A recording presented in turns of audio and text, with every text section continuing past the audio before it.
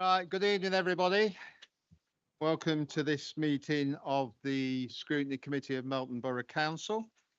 I'd like to remind members that we'll be using the audio visual system this evening, and the meeting will also be streamed live on YouTube. Members are asked to physically raise their hands in the usual way to indicate they wish to speak. Please switch your mobile phones to silent. Yes. Should you need to leave the room during the meeting, unless it's an emergency evacuation when the emergency exit should be used, please use the marked exit and entrance. I'll now provide a reminder of the evacuation procedure. The event of having to evacuate the council chamber, please leave by the emergency exit. Please assemble at the far side of the front car park nearest to the park entrance. Officers will be on hand to assist persons who require any assistance.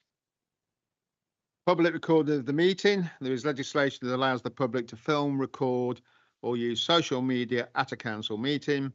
This must not be disruptive to the good order of the meeting, nor include any filming or recording of the public seating area.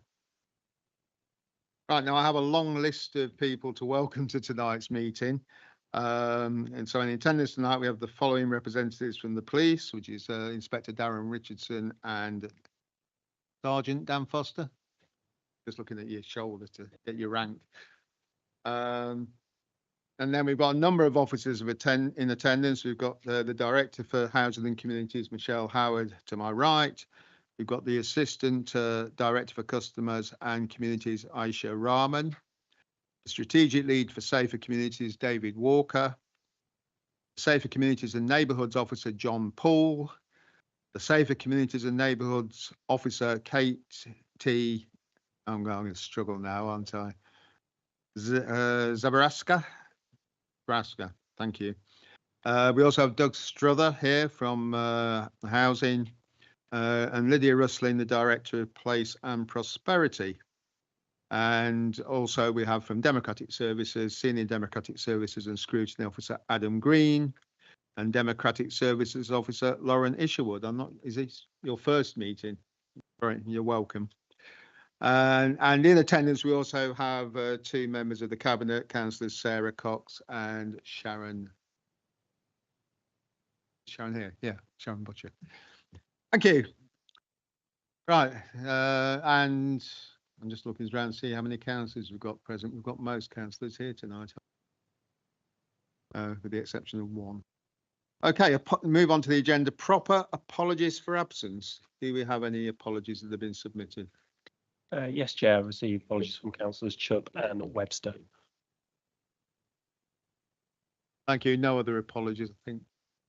Yeah, everyone else is here. Can I move on to the minutes of the last meeting, please? And could I first ask, are there any issues people want to raise arising from the minutes? Councillor Gordon. Yeah, it's just the usual. Where it's got down here for the declarations of interest, where it says a member of the Waterfield Leisure Centre, if you could just add, what I usually add is only insofar as using the facilities and equipment, so I'm allowed to stay in and participate. Thank you. Thank you. Are there any other matters relating to the minutes? Right, well, I will actually raise one item, and it's item 15 in the minutes, just to remind, and I think it was Councillor Holmes raised the issue of fly tipping, and we did say that there would be opportunity to refer to that in tonight's meeting under the crime and disorder report. So at the appropriate time, you're free to ask your questions. If there are no other questions, can I have a proposer to accept the minutes? Councillor Thwaites, seconder, Councillor Gordon. And those in favour, please indicate. Thank you.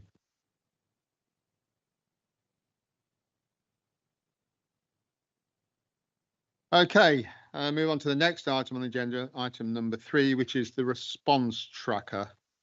Are there any queries or questions people want to raise in respect of that? No, thank you. Microphone off. Declarations of interest. I'd like to invite members who wish to do so to make any declarations of interest in respect of items on the agenda for tonight's meeting. No declarations of interest. Thank you. Item 5, review of the forward plan. This is a standing item on the agenda, and any member is welcome to raise any items on the forward plan they believe are appropriate for consideration by scrutiny, either tonight or as part of our work programme. Councillor Lumley. I just want to raise an issue which was brought up in the last full council meeting last Thursday, is the whole issue around sort of like Section 106 money that isn't being spent in time, and we have to give it back to sort of like Leicestershire County Council. With the, obviously we are building lots of housing all around the borough on a quite big scale. Just need to make sure that officers are making sure that this money doesn't expire and it is actually spent in time, because I know it was raised at the full council meeting last Thursday, but also back in the 2015 roughly in my ward there was the actual like Doctors Lane development which we had some money for, but that pot of money did also expire, which was a shame. We had to hand it back to Leicestershire County Council, so obviously it is quite an issue. Thank you. I will add some elasticity there, Councillor Lumley, because it's not actually in the forward plan here tonight. But Michelle Howard, I think, will respond. Yeah, happy to provide advice. Obviously, can't comment on specifics, Councillor Lumley. I don't have the facts for any of the cases you've mentioned this evening.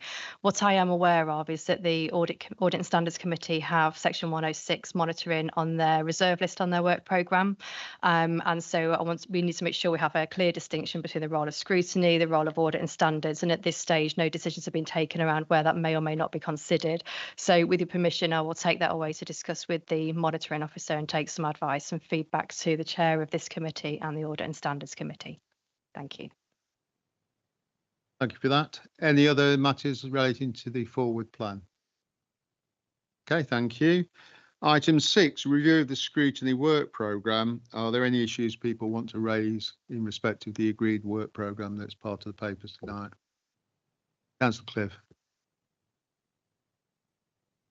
Yeah, it was just an observation in the notes for the youth strategy. I noticed that it has workshop 17th of September 2024 and the first meeting the 14th of November 2024, and then there's no further details. I don't want members to think that nothing's happened since the 14th of November. There have been meetings. We've met with partners, we've met together as well. I think we can see there haven't been a lot of meetings, but it hasn't been as little as what's represented on the programme here. So I just wanted to reassure members that it's not that we've been doing nothing since the 14th of November last year. Thank you for that. I mean, perhaps if you can provide details of the meetings you've had that could just be incorporated to give a fuller picture in the record. If you could perhaps liaise directly with Adam over that. Thank you. Any other matters relating to the work programme? Okay, I'd just like to mention, it's not so much a comment on the work programme, but just to remind committee members that on the next meeting on the 30th of October, we've got two quite weighty items. It's our opportunity before Cabinet makes its decisions on the 19th of November. The first is on local government reorganisation and devolution. So we will have before us at that meeting the final proposed submission that will go forward on behalf of this council. So I think it's very important that people commit to being here. And likewise, the older persons review. We had a workshop on the 17th of July or June. We had a workshop anyway a little while back that fed into the process of developing that review.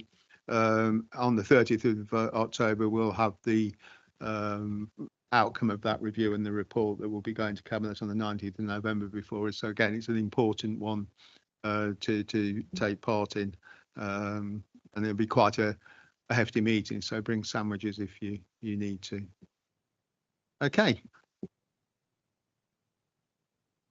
Doing that, I'll move on to item 7, and this is the principal item of business for tonight, which is to receive the annual crime and disorder report. And I'll hand over to the Assistant Director for Customers and Communities to commence.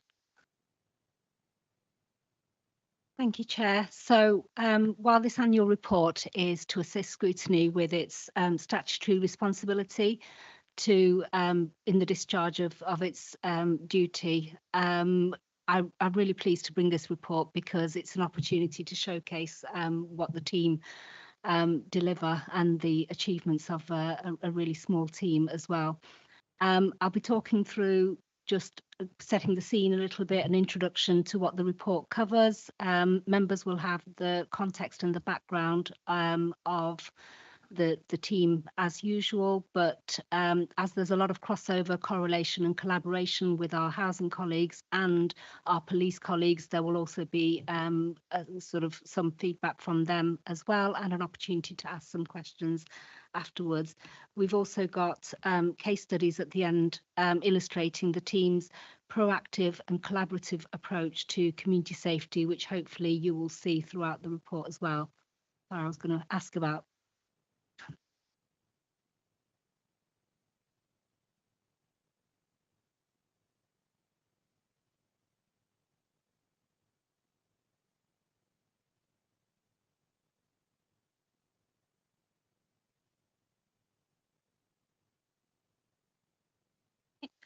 So yeah, the report covers the team, the remits of the team, the case management system, which we've talked about over the last couple of scrutiny, crime and disorder committees, partnership working and collaboration, which is a key theme throughout the work of the Safer Communities. Funding opportunities, a lot of the work and activities that we deliver are related to funding, do require a lot of funding, sourcing of funding. Performance and activities of the team. There's some case studies within there as well from both Safer Communities and working with our housing colleagues as well. And as I mentioned, the ASB management within housing and tenancy services and the case studies towards the end. We will take questions. There'll be opportunity to ask questions at the end, but we are quite flexible. If there's something that comes up and you want to ask as you're going along, it might be easier for us to cover that as we go along as well. And I think, Darren, that's your preference as well. Yeah, to do that.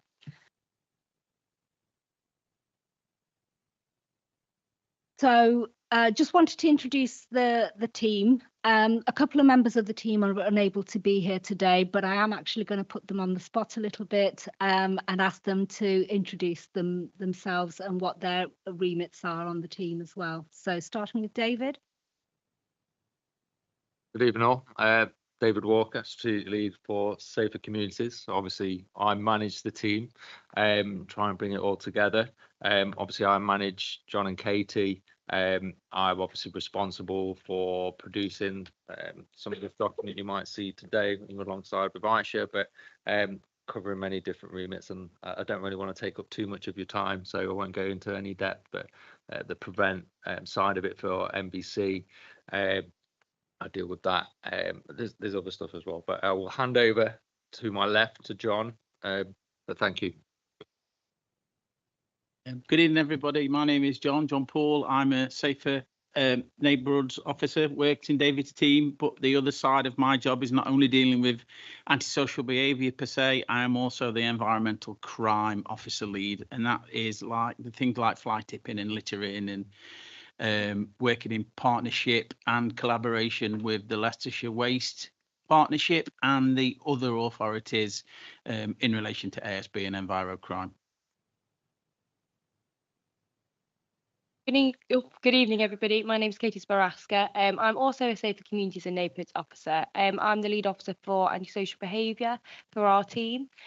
Similarly to John, I work in partnership with lots of partner agencies such as the police, housing options and youth services. A couple of members of the team couldn't be with us today. Isra, Safer Communities and Neighbourhoods Officer, quite newly recruited. And then we have Marie, who's our Safer Communities and Partnership Officer. I have highlighted within the report and on the presentation as well, the investment that we make within the team's development and the courses, the development opportunities, the training and qualifications that we do invest in for our teams, which is necessary because a lot of the statutory responsibilities we have around antisocial behaviour is quite complex. And also the development that we make within the team is reflected in the quality of the performance and submissions that we make to the court, which are highlighted later in the reports as well. So team remits and focus areas. mostly, I mean, there's quite a wide remit, but the current focus areas are antisocial behaviour, making sure that we've got a fair and incremental approach, county lines and drug activities, addressing trafficking and violence, environmental crime, waste, fly tipping, graffiti, drug fouling, domestic abuse, for which we have a zero tolerance approach, and ASB case reviews. The ASB case reviews are what used to be called community triggers. It's an additional layer of accountability on top of obviously the reporting to Scrutiny, crime and disorder as well here.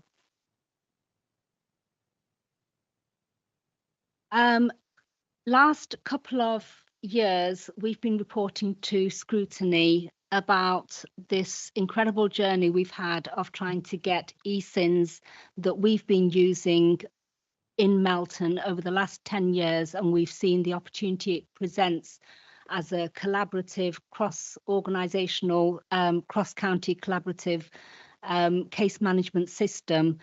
And the journey that we've had trying to get Leicestershire, Leicester and Rutland to move over from Sentinel to eSINs as the system of choice. And I'm really pleased to report that we've actually finally got there. So eSINs is now being used across the whole Leicester, Leicestershire and Rutland county-wide partnership. So that's both local authorities and the police as well. Whilst the our county-wide colleagues are still getting used to the system, trying to embed it, we've actually had it embedded in Melton for a long time.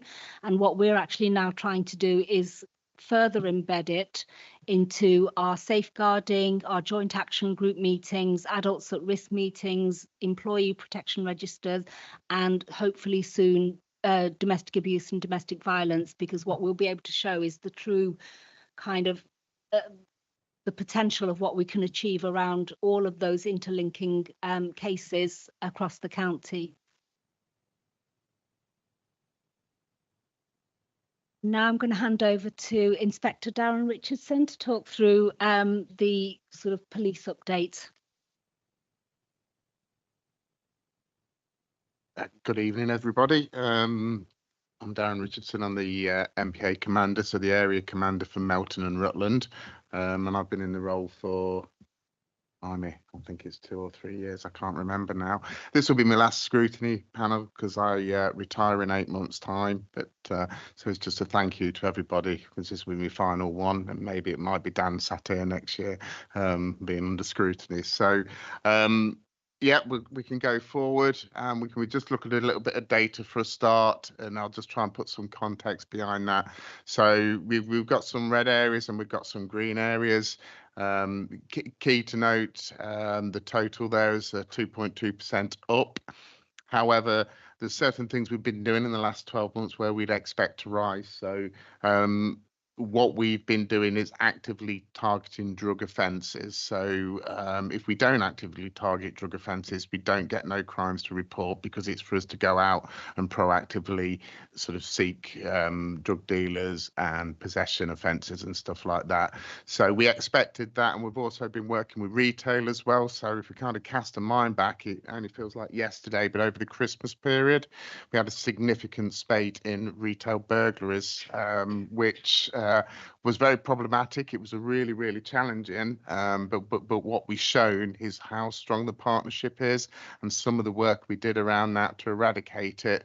It wasn't just about enforcement, it was about looking at the wider picture, which kicked off an operation we call Op Better, which, although it's a policing operation, it's most certainly not just been the police that have been working on it, and it led to closure orders, it led to dealing with people that were misusing substances and then attacking retail premises and shoplifting, etc. So we kind of went into the bigger picture, and we put a framework around that as well through what we call a clear hold build, which has got 3 stages to it. So the clear part is the enforcement, where we identify where properties are drug dens, etc., and we do the enforcement.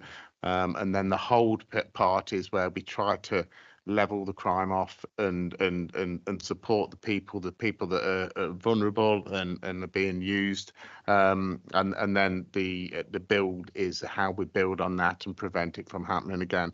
So just going back into it, because I've gone totally off kilter, but obviously sexual offences have gone up by 9.6%, and that's a very difficult one for us to control. But we always like to say that it's an indication that people are coming forward and reporting to us. So we would take that as a kind of a positive. Robbery is down 22.7%. However, you might see in the next 12 months a significant rise because there's been a change in the crime recording standards on robbery. So it gets a little bit policey, but in the past, an example would be if somebody goes into a shop, makes some threats and steals something, we would class that as a theft normally, with some public order element. However, now the crime recording standards will record that as a robbery. I think that's really positive. It's not going to look good on the figures, granted, next year, but what that means, it's going to be tougher sentencing for those that are going into our retailers, they're stealing and then they're threatening violence whilst they're conducting it. And obviously robbery is an indictable offence and carries a much seriouser penalty than a shop theft and a public order. So that will be really positive as well. Yes, we have had a rise in theft offences. Again, that's about working with the retailers, encouraging the reports. 25% of the retail thefts were all in that period where we had challenges over Christmas time, which has affected the figures as well.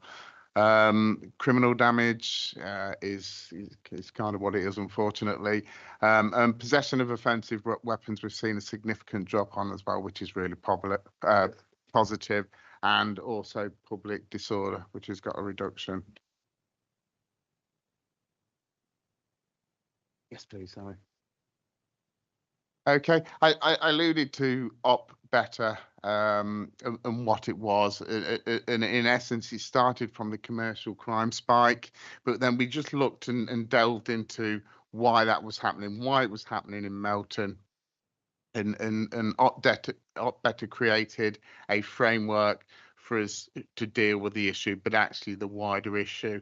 And we believed at the time, we were looking at the offenders, and we know that the driver for the criminality was drugs related, substance misuse, and the need for quick cash, basically.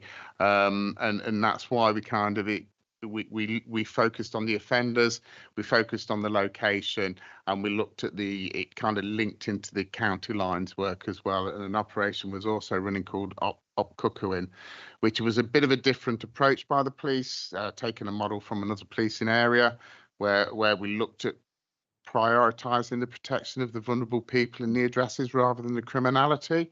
So if we believed there were drugs activity at address, we'd be conducting visits, and rather going in with warrants and enforcement, we'd be looking at going in and protecting the person, see what's happening at the address, and then dealing with what we find at the address, making sure the key was to always protect the vulnerable person. And obviously the focus areas, which is highlighted there, was the sort of New Street, Bentley Street area, Greenslade and Betmill Court. So we kind of identified, we just worked with victims, offenders and locations, and it seemed that was a kind of the hotbed of where all this was happening.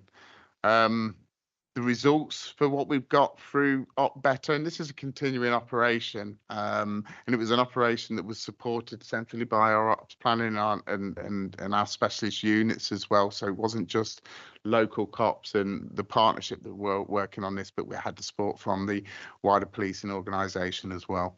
22 drugs offences, 11 assaults were dealt with, 47 thefts, 11 vehicle crime, 13 burglaries.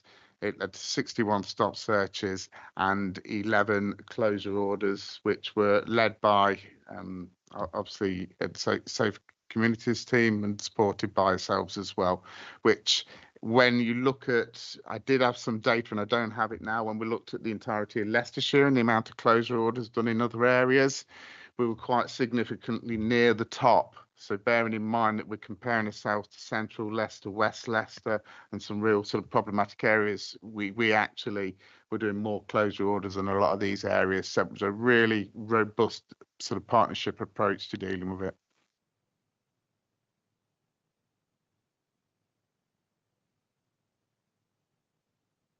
Okay, so multi-agency collaboration, housing and social care teams have supported safeguarding and enforcement, safer community team coordinating joint interventions. And what we've done, not just with Op Better, not just with the Op Cuckooing, is our approach now is to, when we get a specific problem, we kind of sit down together and we look at what we've got in our toolkits to deal with it. Should we be dealing with it criminally and look at criminal orders like criminal behaviour orders? Should we be looking at injunctions, CPNs, CPWs? And I think we've got a really nice sort of working relationship now. We're looking at people and seeing where we need to place them, and and particularly around the young people as well. If they're, do we want to criminalise them? What options have we got before we put them through the criminal justice system? And I think that's kind of overlaid into everything we've dealt with, certainly over the last 12 months, where we've taken that approach, and I think it really, really works, and it has been really successful. Shutting down the properties, the closure orders, incredibly impactful, and we know out there that the people that were susceptible to being cuckooed, they were very conscious of the consequences as well. So it meant we got a better engagement from them because they knew they had the potential of losing their house or the flat or whatever they were living in, and it really got that strong message across, which supported our work incredibly. It's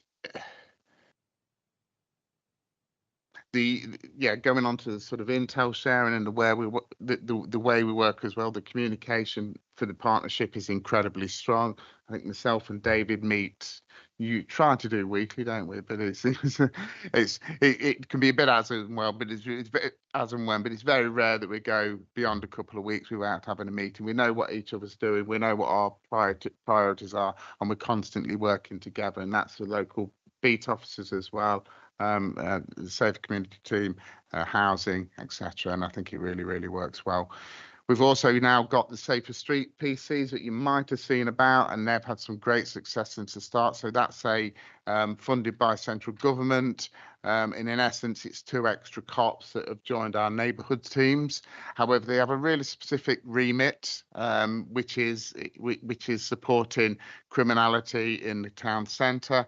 And they've had some excellent results already, with some quite significant arrests have led to imprisonment of certain prolific offenders.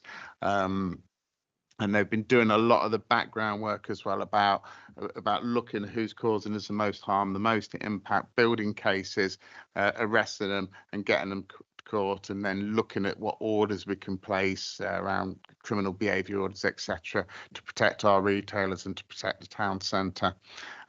They also have a responsibility around ASB, so they've been working closely again with the community safety team on how to tackle ASB. And again, it's about the incremental approaches and the options we have, and looking at what's proportionate to deal with it. So it's really, really pleased. And at the end of the day, there's simple messages as well. We've got 2 extra cops, and the cops that we genuinely didn't have before on our neighbourhood team. And I think they've made a real positive impact as well. The CCTV as well has been amazing. So and I know it's some hard work from David and the team to get a new control centre for it, but also what we managed to do is get the live links to the police station, and when we're doing some reactive policing, when their incidents are being reported, we're able to visually see from the station what's going on, and it gives us a bit of an indication of what we're dealing with. It keeps the officers safe, it keeps people in the community safe, and what it also does is provide quality evidence for prosecutions as well. So I think that's been a great success.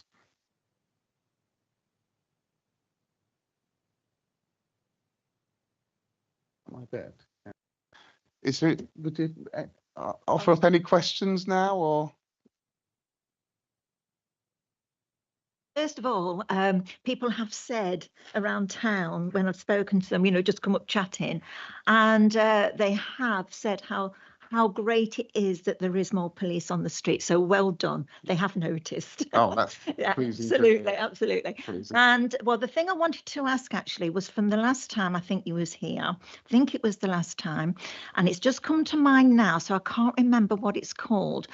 But there was going to be something in the town centre where people could actually speak to the police, go through to the police station and report anything that's on their minds that's happening, you know, crime or ASB, what have you. And I'm just wondering, is that on the by and by now, or will that in the future come to fruition? I was going to say, David might be able to answer that for you. So, Council, Council, I think you're referring to the help points, which do link into our CCTV control room. And yes, they are operational, and there's two in the town centre themselves. Wilton Terrace, the walkway that's next to Boys, and then Norman Way next to St Mary's as well. Car park, there's two there. We have done some promotion, but we will continue to do that. I'm mindful that obviously you weren't aware where they were, so we'll obviously get the messages out. We'll put some more information out about that, but they are in place now. Thank you for that. No, I wasn't aware of that, but that's brilliant. Thank you. Councillor Pritchett first. Thank you, Chair. Two questions. First one is, will there be a Melton Rural North and a Melton Rural South report tonight? No, I just do the general overview. Right. Okay. The second question is your offences stats. Yes. Are they town only or borough wide? No, they're borough wide. Thank you. And just we have limited capacity around stats, but if you ever want any stats for a specific area, please feel free to reach out and we can do that for you. It's a bit restricted as to what we can do, but we're quite happy to get a little bit of a personalised report if you want it for the rural south or rural north, etc. And that, I think there's a positive trick being missed, because I think there's a lot of good work being done by the police, I know in the rural north, with limited resources. So rather than think there's a criticism dangling, I think there's a missed opportunity. Thank you. We'll capture that as part of our feedback. Councillor Holmes. On, yeah. Thank you, Mr. Chairman. Yeah. When you was talking about, which seems pretty horrid, when people go into shops and steal, and then, you know, they're violent. Is it local people? Predominantly, yes. Is it? Right. Then you, at the bottom of one of it, it said wildlife crime. What is wild? What? Right. Okay. We now look at wildlife crime because obviously rural communities, there's a vested interest, and wildlife crime, it's a little bit around sort of badger baiting and offences like that, connected fox hunting, etc. when legislation's being breached, but also it literally is all that. It's not my area of expertise, but we do have trained officers. So we have the rural crime team that are fantastic around all the wildlife offences, and we do have specific operations for certain activities that happen throughout the year. So that effectively is what wildlife crime is. Do I need? Perhaps I don't need it.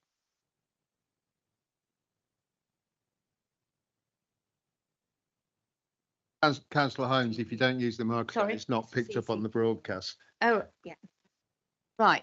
So, right.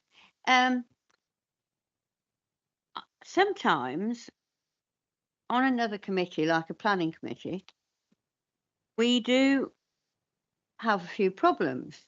Do you ever get asked by the planners, the planning officers, if there are any problems around areas?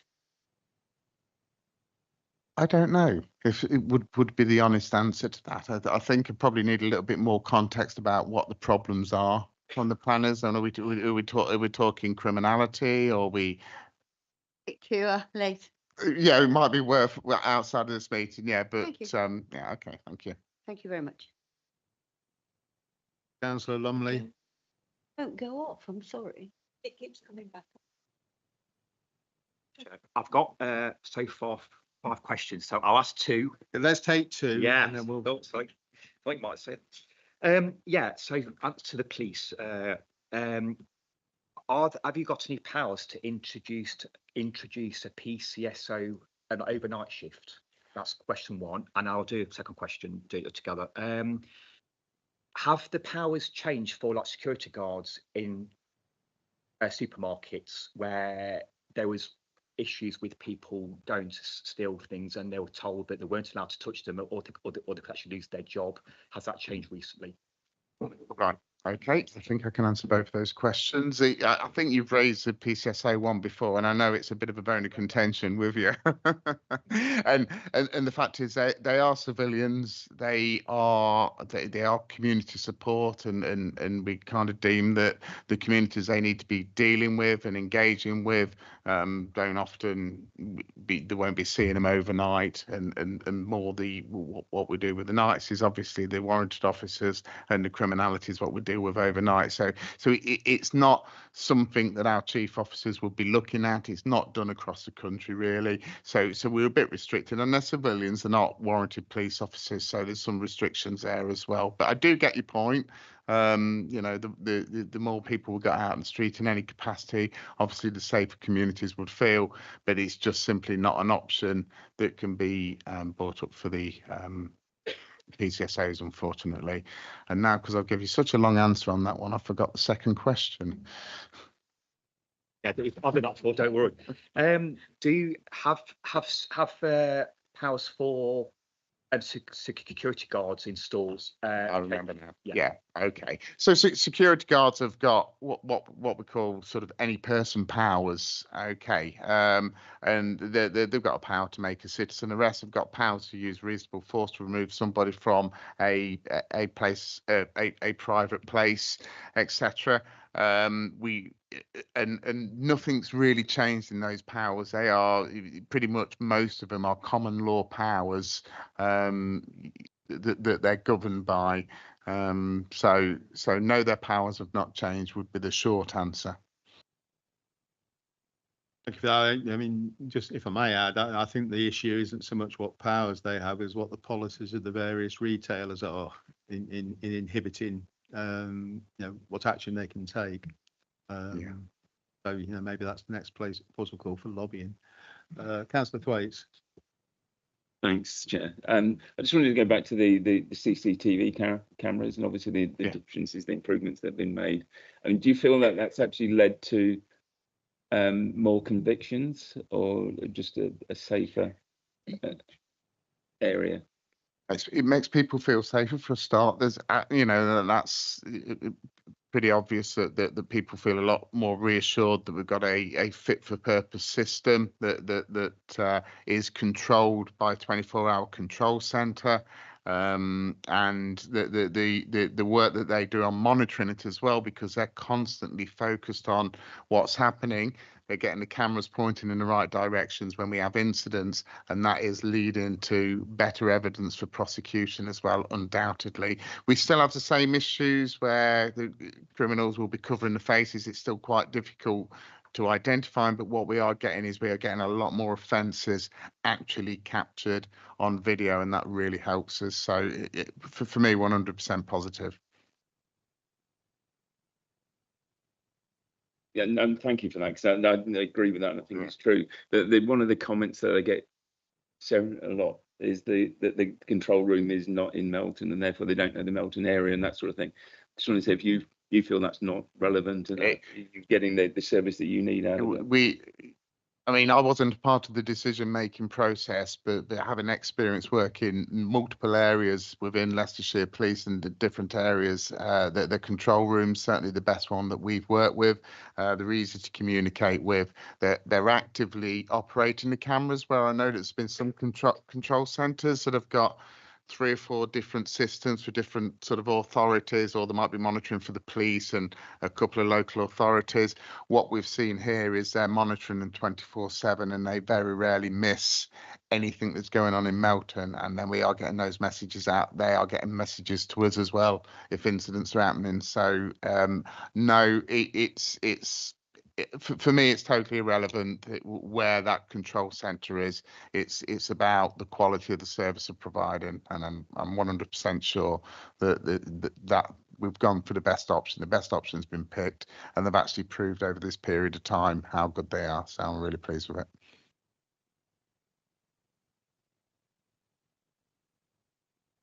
Cox. Thank you, Chair. I just wanted to add, when the centre moved, obviously the analysis of which was the best to go to had been conducted by David, and we went and actually did a visit, both myself as Chair and Sharon as Vice Chair. I was so impressed at the quality of the cameras. I mean, you know, we've all heard bad stories of the blurred images, but the quality that the CCTV cameras are, and the operator knowledge. I think we visited probably about 2 months after it had moved, and they were telling me where were the quiet areas, where the cut-throughs were, where they were observing people gathering. They could relay specific crimes and, you know, what had happened where. And I thought in such a short period of time, that was a really good knowledge to have built up. So it certainly gave me the reassurance that we picked people that were focusing on our area, not as previously have been, that we were just one amongst many and it wasn't being observed in that way. So I was very grateful to the team for picking them.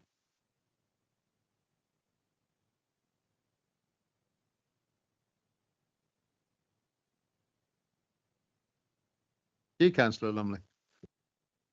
Back to the police again, to answer. Obviously, like a big issue around the country is there are people obviously committing a crime. All of the prison places are full. Very rarely people go to prison unless it's very serious. People come back on the streets, obviously some like tagged or something. Have you got any like re-offending statistics with you tonight? I'm guessing you probably haven't because it's not the presentation. But and are you finding as police, are you finding that is a really big issue that you just cannot control the reoffending? That's question one. Tell you what, I'll do that first, and then yeah. Absolutely. Yeah. I think you've learnt by now my memory's not fantastic. It's really difficult because it is out of our sphere of control. You know, I've always my policing background's always been operational. You know, I have a bit of a let's arrest them, let's put them through the criminal justice system, let's just keep doing what we're doing. Our job is to get people in front of the courts, and what we've proved over the last 12 months, we've put an awful lot of people in front of the courts. That ethos will not go away for me. It's what we have to do.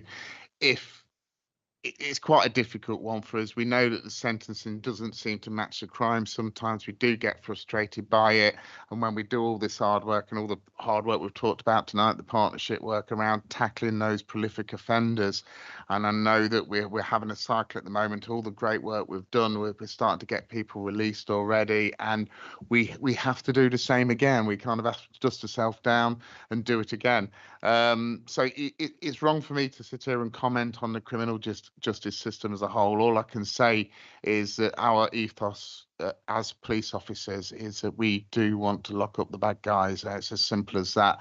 We'll continue to do so, and with the hope and wish that the criminal justice system supports us and supports our communities to keep the streets safe. Thank you for that. Just my second. I think Councillor Cox wanted to add to that. I just wanted to add to the answer for your Councillor Lumley, because obviously there's also the role of the Community Safety Partnership, and part of that is that all multi-agency partners should attend, and one of those being probation. The team have highlighted, and we've repeatedly made representation, that we have had shortage of attendance from probation at that meeting. It's something that the Deputy Police and Crime Commissioner is taking forward as an issue at a more strategic level. because we're not seeing that sort of representation. And I think we do have to appreciate the cuts that they've seen.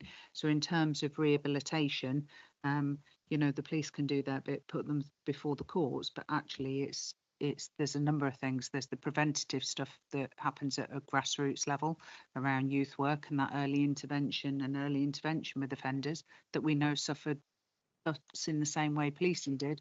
But then there's also that rehabilitation back into communities and the support network around offenders when they come out. And we know that has been quite short in number. I know that resources are supposed to be increasing. We're still making representation as a Safer Melton partnership that we want their presence at the meeting. Yeah, that's very useful. Thank you for that, Councillor Cox. Back to you, Councillor Lumley. Yeah, thank you, Chair. Thank you, Sarah. Councillor Cox, very good, and thank you, Ian Richardson, very good. Second question. This is for the community safety team, housing officers, and the police. I had a ASB case come to me in autumn this time last year, roughly. Quite a big case. It eventually involved police officers, housing at the council, community safety team. It turned out when I asked a lot of questions that not one officer at the council, housing, community safety team, or the police were actually looking into the old system, the old system that was before eSINs was used.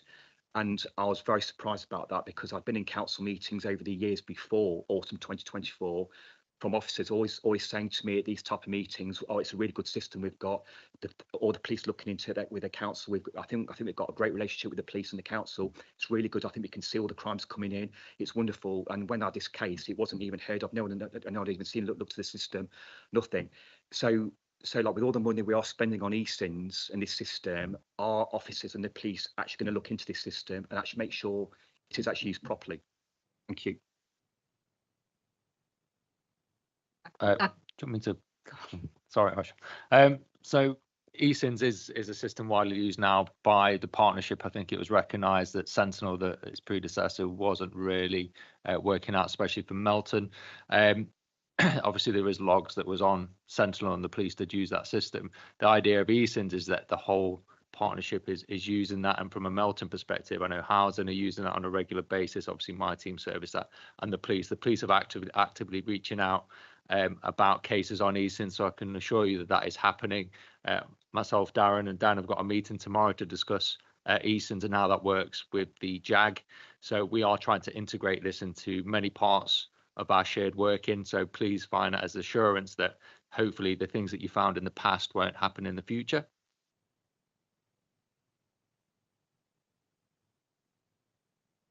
I'm going to go to Councillor Gordon, but that doesn't stop you from a final question, Councillor Lumley. Yes. Now, obviously, when there's a theft taken place in a shop, because I know some of the shop assistants have been told not to confront them, to let them just go, you know what I mean? So, but I have seen 2 shop assistants run after someone that had taken something from their shop. And now what happens if one of those shop assistants, we didn't actually catch them at the time, but what happens if one of them confronts a thief and accidentally hurts the perpetrator? How would they stand in law on that? This is just something I want to ask, because it's important to know in case somebody does do something like this. Thank you. Yeah, absolutely. We work a lot with the retailers around the risks in challenging. It's a decision for the individual to make as to whether they do. And again, I talk about any person powers. You know, they have the power to detain somebody, to keep somebody there, and of course they've got the right to protect their property as well. So we always err on the side of caution. We'd rather be dealing with them as police, but some people they'll take different stances, and you know, that's entirely up to them. And if they find themselves in a situation where they need to use a level of force or something to keep them there, and something goes wrong and causes an injury, we just look at proportionality really, and how that injuries occurred, and whether the force that they've used was excessive to what was needed. It's pretty much the same scrutiny a police officer would go through when we're detaining somebody. We still have to justify every part of the force that we use, and it would just be the same. But again, it comes down to the risk that the individual puts themselves into if they do get a little bit of adrenaline running and maybe they use excessive force. Then it sounds really unfair, and I know people would say, but they are liable to prosecution if it's been excessive force. That is a risk, and that's why we work really closely with the retailers. We're trying to make ourselves as accessible and as visible as possible, so they're not put in that position in the first place. We can't be there all the time. We know that, but we've got the retail radio, and we've got other systems where retailers can communicate with each other, and they are really, really effective, and that helps us as well to build an intelligence picture and deal with these people. So hopefully that's put a bit of clarity to it. Yeah. That's great. Thank you.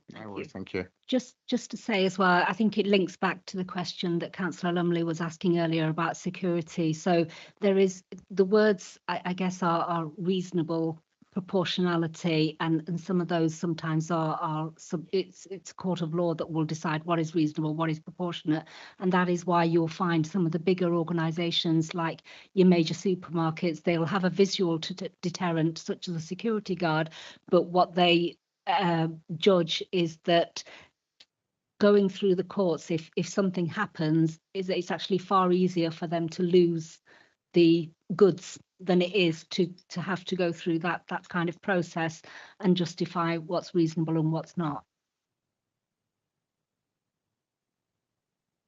Okay, one more question, Councillor Lumley. Just one of the slides, the first one. Actually, the question for the police, actually, yeah. One of the first slides, it was like your sort of like areas of focus around the town area, 4 areas. There are other areas that I've heard of that aren't on there that seem to have problems with drugs, etc. Are you focusing on those areas because it so happens that the people that you are committing crimes happen to have those home addresses on those areas? Yeah.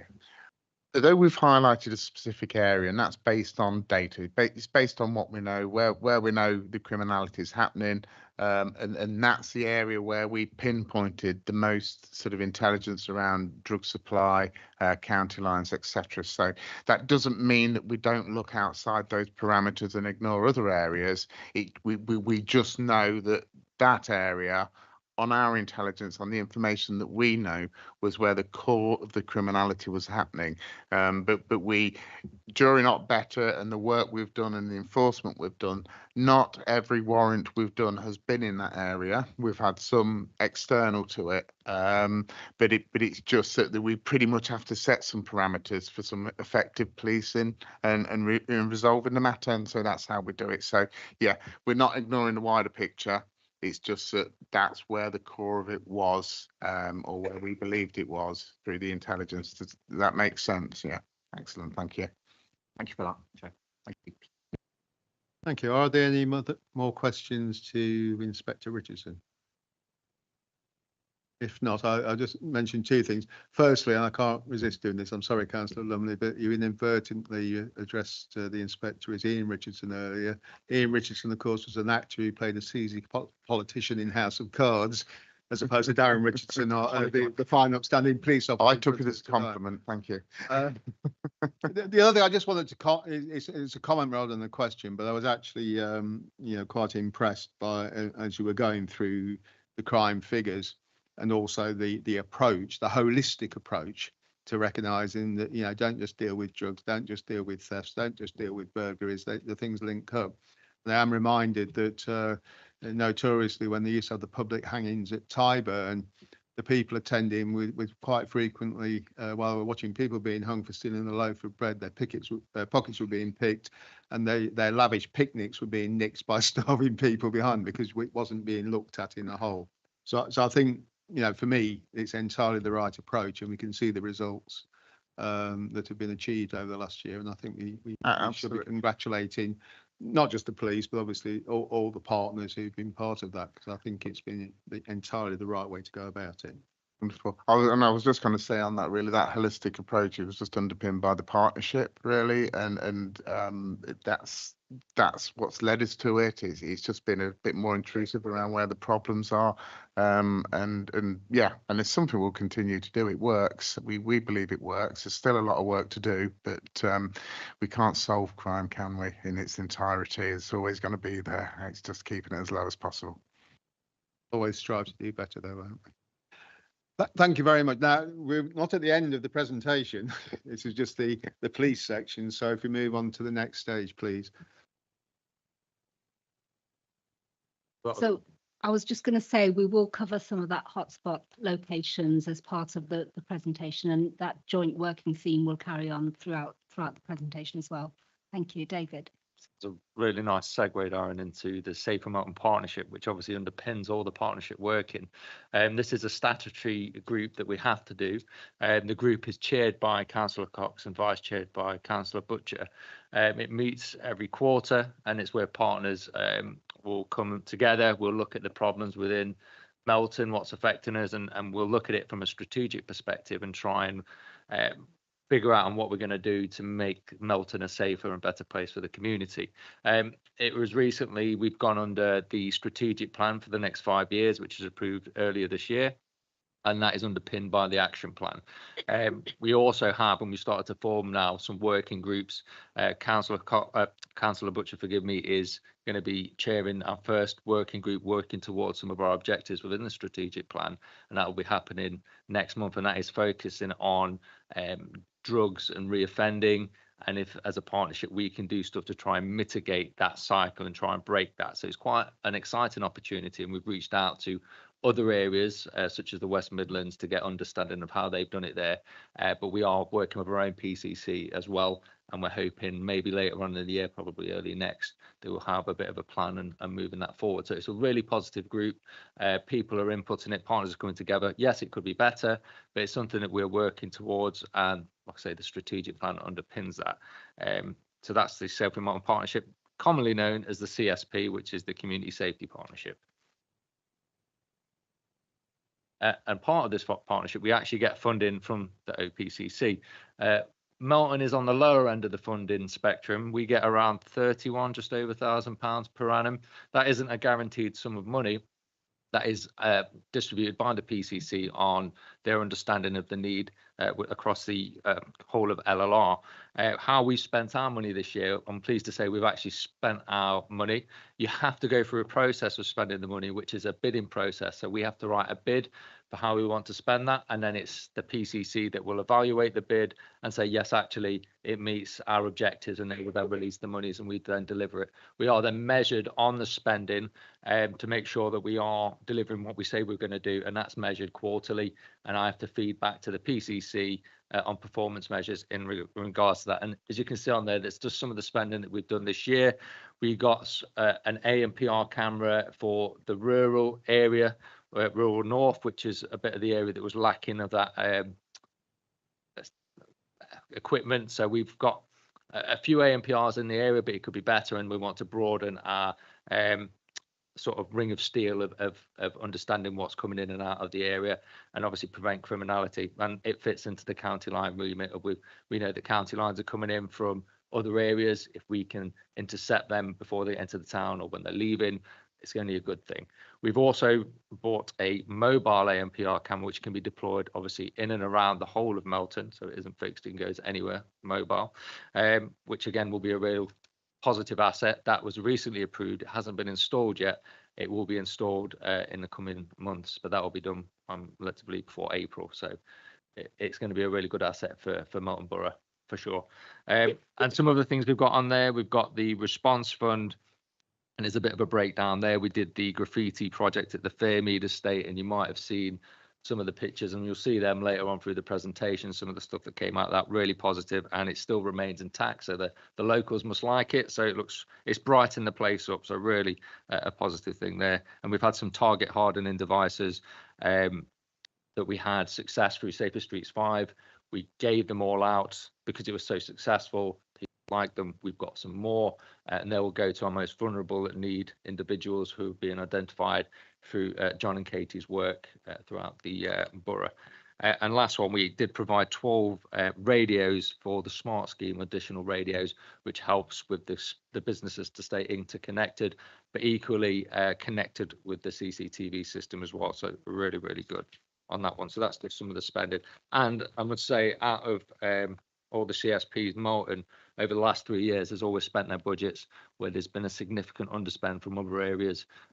So I'm proud to say that we do spend our budget and we spend it well. It's something that we are particularly proud of.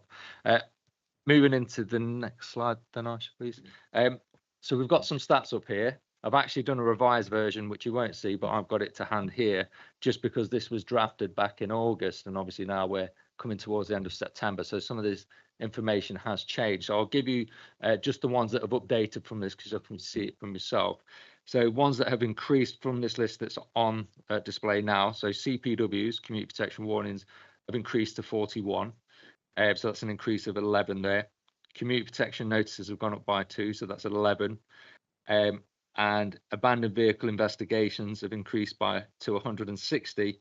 And then total number of recorded actions by the team has gone up to 7,838. So you can see there's a significant increase on actions. Now, in my obviously looking at the figures, the figure that stands out to me on here is closure orders. We've obviously done 11, as Darren has referenced. That is required an unprecedented amount of work by the team. They have, the early part of this year into the spring, early summer, has been focused on trying to tackle the county lines in partnership with Darren, and that work continues. It does require a lot of resource from the team, gathering evidence, speaking to witnesses, providing support, dealing with the individuals that are part of this county line, working with housing to understand what's going on at these addresses. So it does require a lot of effort from the whole team and the wider partnership. It is a really positive piece of work, and again, across the county, I think Melton this year has definitely been a bit of a trailblazer in respect of trying to tackle county lines, and that work continues. So it's not something that we're going to stop, and if people are acting criminally, dealing drugs out of properties, we can do stuff with it. We most definitely will. And what I would say is public confidence has gone up in the Safer Communities team. The public are actively reaching out to us because they know they report it and we get the evidence, we will definitely act on things. I think the confidence is important for us to spread that message, because we will take action if we get that evidence. So that's the stats. So I think really, really positive. On the slides, it just gives you a couple of graphs so you can see it there as well. Can I just Sure. point, there's a quote that I've added onto that presentation around magistrates. So David talked about the closure orders and the level of resource that they require, but it's not just the resource. Closure orders are really, it's quite difficult to obtain. The quality of the submission has to be spot on. And the feedback that we've received is it's very rare for magistrates to praise the quality of a submission in order to get a closure order. So I just felt it was really important to include that there, that they commented specifically on a particular submission. They talked about a particular submission that Katie had made, but this has been consistent feedback that we've been receiving from the courts on the quality of the submissions. Yeah, I mean, I was approached by a member of the public when in with Katie, and it was nothing but compliments. So like, really well done. And John, he gets, I mean, I think you got a box of chocolates, didn't you? So obviously the public, the message is getting out, and obviously people, I think, are now trusting that the council are going to deliver, and they're actively seeing that, which is a really positive step. And as you can see, the graphs there, I think it's pretty consistent on most things. Obviously, closures are going to be exceptional. The enforcement action is nearly doubled from last year, actually. But that just shows the level of effort that the team have put in to try and action these county lines. So really, really positive. I'm very, very pleased with the team on that. Again, I touched on it earlier. This is the 5-year strategic plan for the Safer Melton Partnership, and they've got the 5 objectives there. If you can read them, they were in the report. And as I said, we are looking to set up subgroups to start tackling these areas and bringing people and agencies in together to hold all partners in the partnership account and giving tax returns out. So this is very much a work in progress. It's a 5-year plan. We are in its infancy, and like I say, we've set up our first working group. And if that comes to fruition, you know, I think it would be very, very positive, and you know, something we can probably report back on this time next year. Next one. So key performance activities. So I think it was around May, June, central government decided to tell all local governments across the country that you're going to have to keep the town centre safe this summer, which basically meant in July to September, you're going to have to commit your time in the town centre to make it safer. This was no additional resource or anything of that nature, but as a team we stepped up. I know Darren's obviously got his 2 officers as well, so we did quite a lot of work, and we still continue to meet the central government requirements. Just to give you a little bit of context on it, which isn't on the slides, but I thought I'd give it you anyway. So patrol hours that we've done so far up until the end of August, I haven't got September's because we've obviously not come to the end of it yet, but we've done over them 2 months over 150 hours within the town centre of high visibility patrols, engaging with businesses, speaking with them. What I'd like now is just to bring into both officers, just to give you a little bit of context what that required and what they've been faced with. So if I come to John first. Yeah. So the example I'm going to give also will relate back to Councillor Gordon's question about shopkeepers chasing potential thieves out of the premise. So during these patrols, we go and actively engage with the shopkeepers, telling them who we are, what we do, and what we can offer. And currently, with the disc gap and all the buy-in from the businesses, it's really, really good. Also, in relation to CCTV, when we do patrols, we have to log in with CCTV, and they do actively follow us around the town, not only to ensure we're safe, but to just keep an eye on everything, if you know what I mean. And there was 2 days last week where from Greg's, 2 separate people stole from Greg's, and they reported that through to the CCTV, who then followed the perpetrators. They led me to where they were, where I intervened. One time it was me and another officer, and then the next day it was me and Katie. We positively ID'd the people that had allegedly stole. We went and questioned them, and based on their answers, we both then provided statements to the Safer Streets team for them to consider if there's any conditions or existing bail conditions or anything like that, that would be a breach of, sort of thing. And currently, right now, it is really joined up, and it's working really, really well. We're getting approached more by shopkeepers and things like that. Members of the public are coming to us and saying, whereas they never was quite unsure on what we do, they come and speak to us and ask us. So it is really positive, and it is working really, really well, if I'm being honest. That's brilliant, and it's wonderful to see you all working together on this. It's great. Well done to all of you. Hang on. Can I just check? Do all members know what the disc gap is? I'll go into that. Yeah, I'll touch on that. So just to add a little bit to what John has said, please excuse me, I have got a bit of a sore throat this evening. So off the back of the increased patrols that we're doing, part of that is engaging with our retail premises who do use DISC, which David will go into further, but it's essentially a reporting mechanism. Off the back of that, some of the people that we've engaged with are already known to us. They will be or have been issued with community protection warnings and or notices, which essentially bans them from entering retail premises in the town. We progress that in a civil form. However, we work very closely, like John said, with the police and the Safer Streets team, who will inevitably be dealing with the same prolific offenders. Having a joint approach really enables us to tackle the matter. As we mentioned previously, it's a very multi-agency approach. So people who have issues with homelessness, if we see that they are committing offences within the town centre, we're able to go to our housing options team.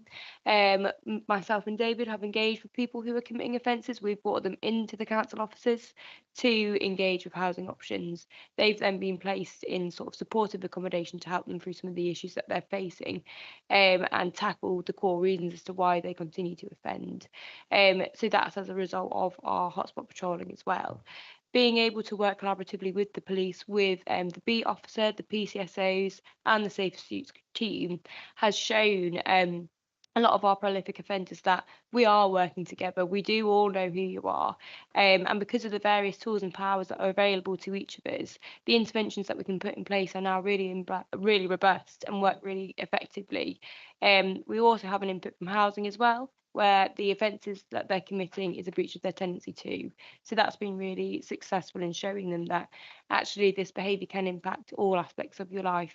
We will assist you. We have got the tools to assist you if you have other issues that are facing that are, you know, leading you to commit these offences. So being able to have such a joint up approach with housing options, case management, the police, tenancy services has seen, you know, a huge increase in not only helping these people and not only the enforcement, but just having a more collective joint up approach to continue to act in that way. Thanks, Katie. I have to say, I think that's absolutely brilliant. Well done. Well done. Thank you, Councillor.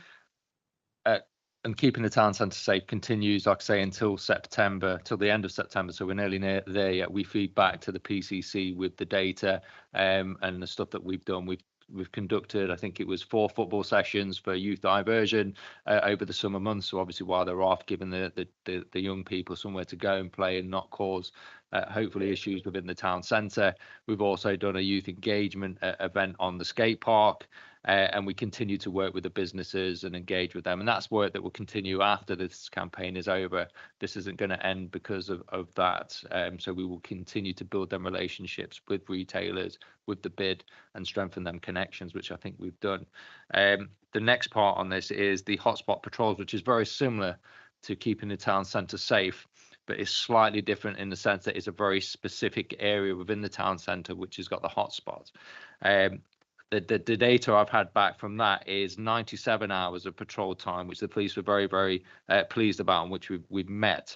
And as part of getting this, we actually had to, I just want to give you a bit of context about the hotspot patrol. So it came about last year around December time. You might have seen some high visibility people walking around during the Christmas times, light switch ons, and then into the new year up until June, we had a third-party agency delivering patrols within the town centre, high visibility. It was a Tuesday and a Friday, I believe, afternoon. I think it was 4 or 5 hours. That funding seemingly came to an end. However, the funding then got extended, where we had a conversation with Leicestershire Police about potential what we want to do moving forward. And that's where we've come about with patrolling ourselves. We wanted to meet that ourselves. We thought we could do a better job. We know the communities better, and we work with businesses through Smart, the bid. So we had good connections with that. So what we decided to do is to do the hotspot patrols and deliver them ourselves. We also had a hotspot element to it as well about problem solving. And as Darren mentioned, quite a lot of the streets already in his presentation, a lot of the individuals that he was dealing with were affecting the town centre and the criminality and the stats within there. Equally, we were doing a lot of work with them individuals, so we knew who they were. So we bid for some additional funding to provide a hotspot element of problem solving, which we've now got. And Katie is my lead officer, working in and amongst the town centre, working with them individuals that she knows is likely increasing the criminality within the town. So there's a lot of work going on there. Again, Katie has briefly mentioned it. I'll just bring you in briefly, Katie, just to give a little bit of an oversight on that as well, please. So yeah, obviously dealing with a lot of our prolific offenders has been done, as I've said, with our Safer Streets officers and lots of other officers from our tenancy services teams as well. It is quite a complex piece of work. This isn't about just enforcing robustly. Whilst we want to enforce robustly where we need to, we want to address the root problems. So as I've previously mentioned, things like drug and alcohol misuse, homelessness, mental health really come into that. We as a council, as David said, we know the people that we're dealing with. And if we don't know them, we make an effort to build a rapport with them and understand what exactly it is that is causing these problems within our town centre. This isn't about just doing patrol hours. It's about finding what the root causes are that get these people to offend or cause antisocial behaviour and addressing that, because ultimately, whilst we will enforce robustly, and as will the police where we need to make real change, we need to work as a partnership with, people within the Safer Melton Partnership and other statutory agencies as well to address what these root causes are. Part of that will be working with youths. So Sarah will know a lot about working with the schools, the hub, where a lot of our most vulnerable children are. So there's going to be a lot of work going into that going forward, which I'm looking forward to do. Because it gives us the experience to say, well, we've done this previously, this worked, maybe this didn't work, and what we can do going forward to address these issues as they continue to occur in this society. With youth in particular, that we're dealing with at the moment, you'll deal with one group, they'll grow up, and eventually there will inevitably be another group. So it's a really useful tool to be able to work together collectively and address these issues going forward. And that's ultimately what the aim is. We want to solve the problem, enforce robustly where we need to, but like I say, ultimately we want to stop it from happening again. Enforcement does often give us that power, but it doesn't always give you the result that you need. So it's about thinking out of the box to get the result that you desire. Thank you, Katie. Again, hotspot patrol is really, really good. And I think out of the whole of LLR, Melton Borough Council are the only council that bid for the problem solving element, and we were successful in doing that. So I think that, again, that shows a real positive move to be a bit of a trailblazer across LLR and show that we are willing and determined to really take the bull by the horns and address these issues. So really, really positive. Katie has had such a positive impact, and so has John. So I'm happy with what is going on so far, and that will continue for the foreseeable with that. Retail crime, again, this is all kind of interlinked, and ASB within there. I won't dwell on it too long. Obviously, Katie's looking into a lot of that stuff, but what we've done is work very closely with the bid. The relationship maybe in the past wasn't as good. Since James took over as leading in the bid, it's been very, very positive. Lots of shared collaborative working. He actively reaches out to us for support, and we help where we can. We have tried to reinvigorate the smart meeting, which is where the shops come together, a bit like Shop Watch, and we all discuss about supporting each other, getting information from them, and seeing how we can move this forward. So really, really positive. And part of that is the DISC app, which we funded through the CSP fund. Again, that is an information reporting tool that the businesses have that link in with the local authority and police, and they're able to put information on there that each business can see. They have a gallery of offenders, so they can see who's coming to the shop potentially. If they're on the gallery, they know who they are. We've actively picked these reports up, and we act upon them. Over the last 3 months, reporting has gone through the roof in the sense of a positive. It's been very, very challenging over the last couple of years to get buy-in for DISC. Since the bid has been supporting us, and with what Katie's done, and with the hotspot patrols that we've been doing, it has encouraged reporting. They can see a benefit in now. We issued, I think, through July and August, 5 CPWs and 1 CPN, all off the back of reports from DISC. That is really, really positive. Katie was speaking to me today about conducting a PACE interview of a breach of a notice from information from DISC, which is obviously through business members. So I think we are in such a more better place than where we were this time last year with DISC. I think that will grow. We've obviously now got Pub Watch on there as well, which again is feeding into the app, which is again giving a broader perspective and a better understanding of what's going on in the town. And finally, I'll come on to CCTV. Darren has pretty much said it all anyway, but it's working really well. CCTV do now provide us data on camera performance, what they found, what they've reported. I don't think it is in our report, but we can get that information if anyone wants to see that. But it is so much, again, so better than what it was this time last year. We moved to Northampton in November. They are connected to the businesses through the radio system, which provides retail confidence. Connected to the police can see the cameras in the station, and they can radio up to CCTV as and when they need to. And CCTV are proactive. They will send me information about stuff that they think I might want to know about. So they're not just waiting for me to reach out to them. They are proactively contacting me. So really positive. I'm very, very happy with Northampton. I'm pleased that the police are equally finding it beneficial. But yeah, I think we're in a lot stronger position than we were this time last year. So that's it for me. There are stats in the report as well. Okay. Shall we take questions at this stage, or do you want to, because I think, is it Doug next who's going to come in? Yeah, it'll be Doug next. There was just a couple of slides with pictures just Oh, to sorry. demonstrate what David was talking about. But then, yeah, I think what we're going to do is just at this stage ask if there's any questions for ourselves and then move on to Doug, if that's okay.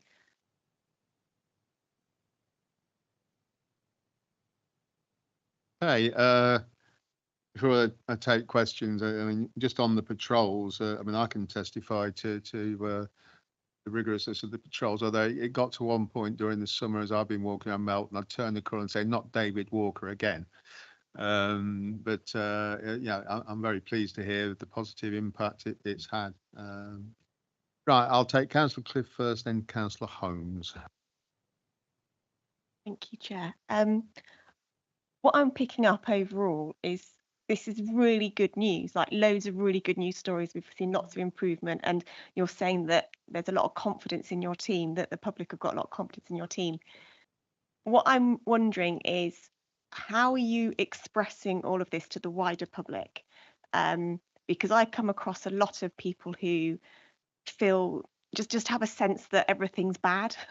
And there's a lot of reasons for that, but there's a general mood that, oh, we've got loads of crime and there's not enough resources, and isn't it terrible to live here, and it's all just really bad. And there's a lot of negativity in people's sort of thought processes that perhaps aren't coming across you.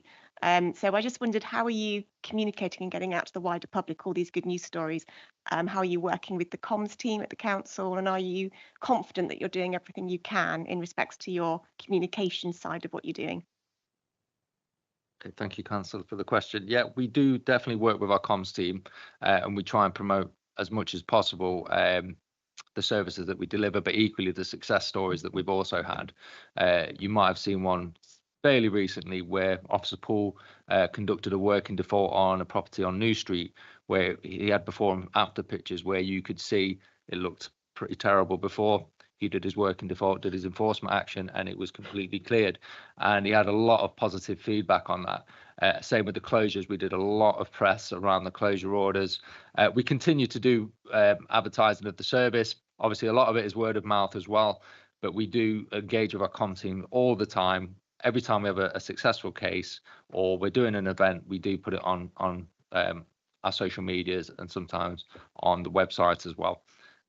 Take your point. Sometimes we could probably do more. Sometimes we are bound by comms times tables and stuff like that, but we definitely try and promote the service as and when we can.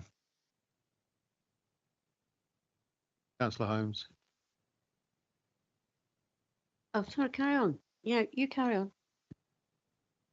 Sorry, Councillor Holmes, I just want to add to the question.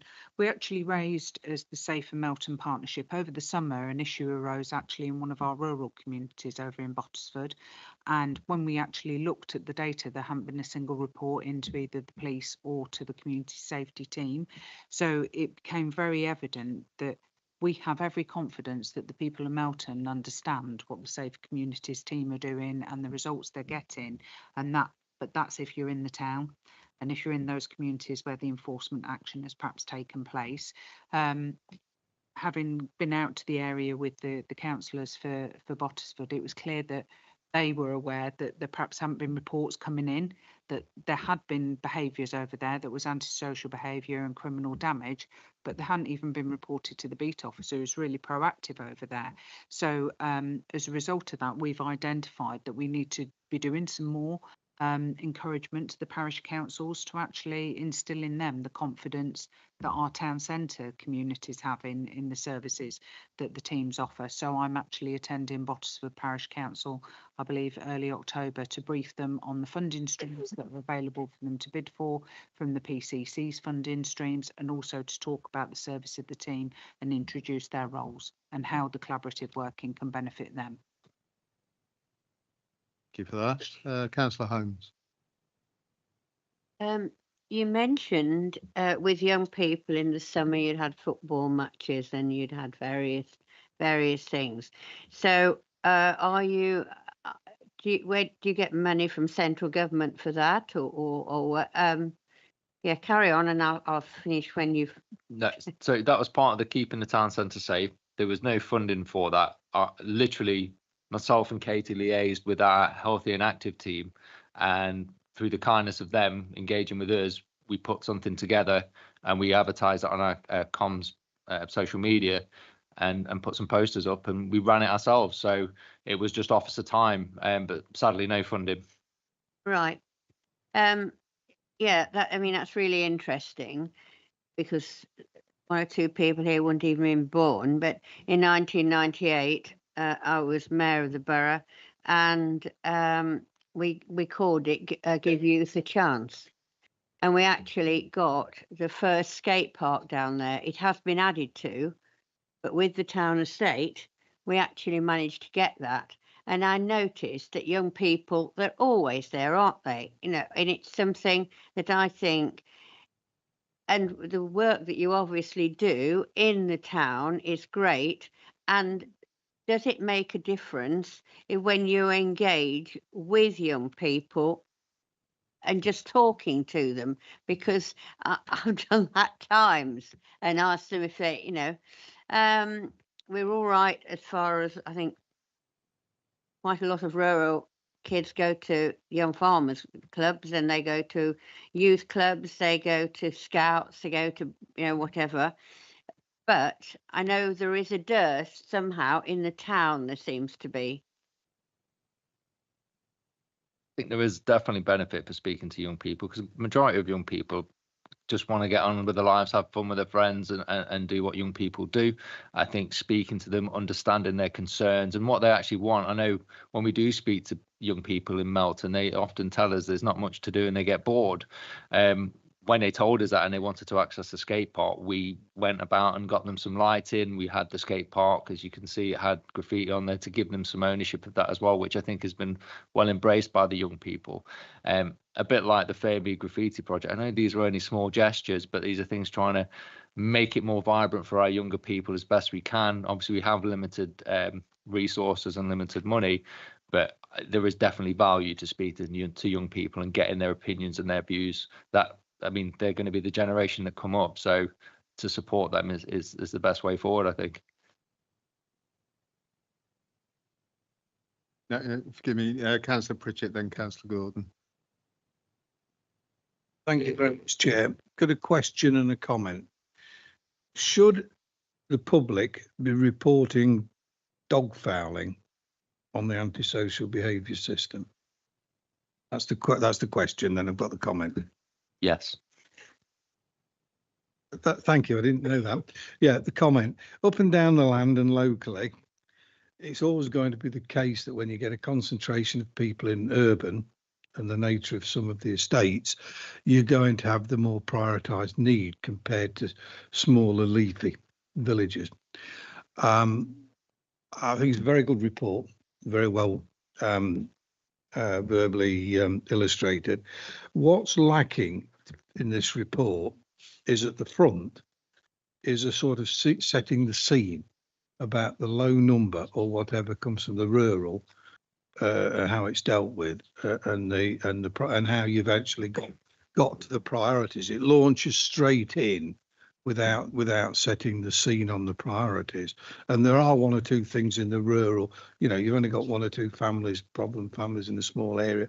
But I quite agree, we know where the priorities are, but it doesn't set the scene at the beginning for that. And also about domestic violence. You know, we had a murder at Long Clawson, and domestic violence often precedes murder. You know, how is it dealt with in relationship with the police? So I'm not suggesting that these are the wrong priorities. What I'm saying is there isn't an introductory scene setting that sets the scene to take you down that particular route. You want to? If I add that to the Melton North, rural North and rural South, you know, I can't see why I'm here, to be quite honest, so far. I think your comments noted, and I think some of it is obviously there's been a lot of work within the town centre. I won't hide that there has been obviously a core objective of the team has been focused in the town, because that's predominantly where all the reports are coming in. And whether from previous comments about communication and getting that word out, as Councillor Cox has already alluded to, we are going to be reaching out to the rural communities, doing talks with parishes. I know Brian Ebdale's team are doing a continuation up at Bottisford that Safer Communities are going to bolt onto to go up there on a regular basis. Now I think it's once a month. We'll commit to some of them sessions to go up, raise the profile, do some high visibility patrols. But you're right, some of it is going to be town centre heavy, but it's point noted, and we'll try and give some more context in future reports, I think. The point I make is a report writing point rather than a point of substance priority. Okay, yeah, I get what you're saying, Don. Councillor Gordon. Yes, yeah. For what David Walker said about what the team's doing with the young people and everything, with the activities, it's absolutely wonderful. Well done. But also, I want to say as well, because this has been on my mind, is the adults, and I think it's absolutely marvellous that you're treating the adults and trying to help them where you can, to get them off the road that they're going on, and to get them to be good citizens, if you like. And I think it's marvellous that you're treating the whole thing as a whole. And I think that's wonderful. Well done. And there's just one other point, if I may. It's to do with the dog fouling. I know it's been brought up. And it's just that we want lots of visitors to come to the town because of the economy. But when you see dog mess on the floors, in the streets and that, it puts people off because they're having to avoid it. And I know that there's over the months, every now and again, you get a spate of it in different areas. And I think we should make more of an effort to try and stop this if we can, even if it means a dog warden. I leave that with you. Just on that one, obviously within the town centre, because we are now doing more patrols on there. So if we do see dog fowlers, we'll obviously address it. And I think one of the first patrols myself and Officer Paul did, we actually apprehended a dog fowler. He was completely oblivious and didn't recognise that a dog had fouled. I had to take him back to where the dog fowl had fouled and said, actually, this is your dog poo, can you pick it up? And he was very apologetic and picked it up. And it was that education about saying, keep an eye on your dog. This is, you've got this dog, make sure if he does foul, pick it up. He did have the dog bag, so he had the intention. He was just not paying attention to the dog. So now we are doing the patrols. I know this is within the town centre, but if people are coming in and visiting the town, that'll address that point. And I'm hoping that, we will catch these people. Dog foulers are very difficult to catch. They're not an easy win. So when we did see that, it was very, very rare. But we addressed it. He removed it. And I take your point. Hopefully, if you see any more in the future, we will deal with it. Rest assured. If I could add to that quickly, we did actually secure a prosecution for a breach of PSPO in December 2024 in relation to dog fouling. So where we have the evidence to deal with it robustly, we will. As you can imagine, it's difficult to identify that. We need to see the act actually happening or have footage of that act happening and be able to confidently say that person was in control of that dog and we know who that person is. So where we have the evidence, we do act on it, and we have acted on it. It is just tricky to obtain the evidence to be able to pursue it. Can I just say that I thought it was wonderful that you took the man back to pick it up, and as you say, he didn't realise the dog had done it, and he had the bags on his person, if you like, and he picked it up, and I think that was a lovely way of dealing with it. Well done. Thank you. Are there any other questions, people? Councillor Lumley. Yeah, just to say to begin with, just to thank you to obviously all the teams involved, police, community safety team and housing for their hard work. So obviously a lot goes on behind the scenes, which is really good. One question, two questions which I've got. Have you got any, so to the community safety team, obviously, have you got any statistics of actual paid fines versus the actual costs of often trying to sort of like prosecute persons that aren't paying fines to court costs, etc.? So I have data about paid fixed penalty notices. I can tell you how many have paid. I haven't got that to hand, but I can provide that detail. Are you asking the offset of the FPN to a court prosecution? Is that your question? Overall, is in terms of trying to enforcement, are you getting enough money in? you know, that's actually making the whole of the team sort of like viable, sort of versus all the costs that you have to go on, which fines aren't paid, and it involves further action, further time, further costs, court costs, etc. I think it's important to stress that enforcement isn't a profit-making endeavour. We obviously enforce at that is the last point of course, so we wouldn't evaluate the value of the service based on the fines that are generated through that. Fines that are generated through prosecution don't come to the local authority. We only recover our costs. So if we're successful in a case, we'll apply to the court for costings. Should we be successful and the courts grant us full costs, then that will come back to the local authority, but we do not get any of the fines.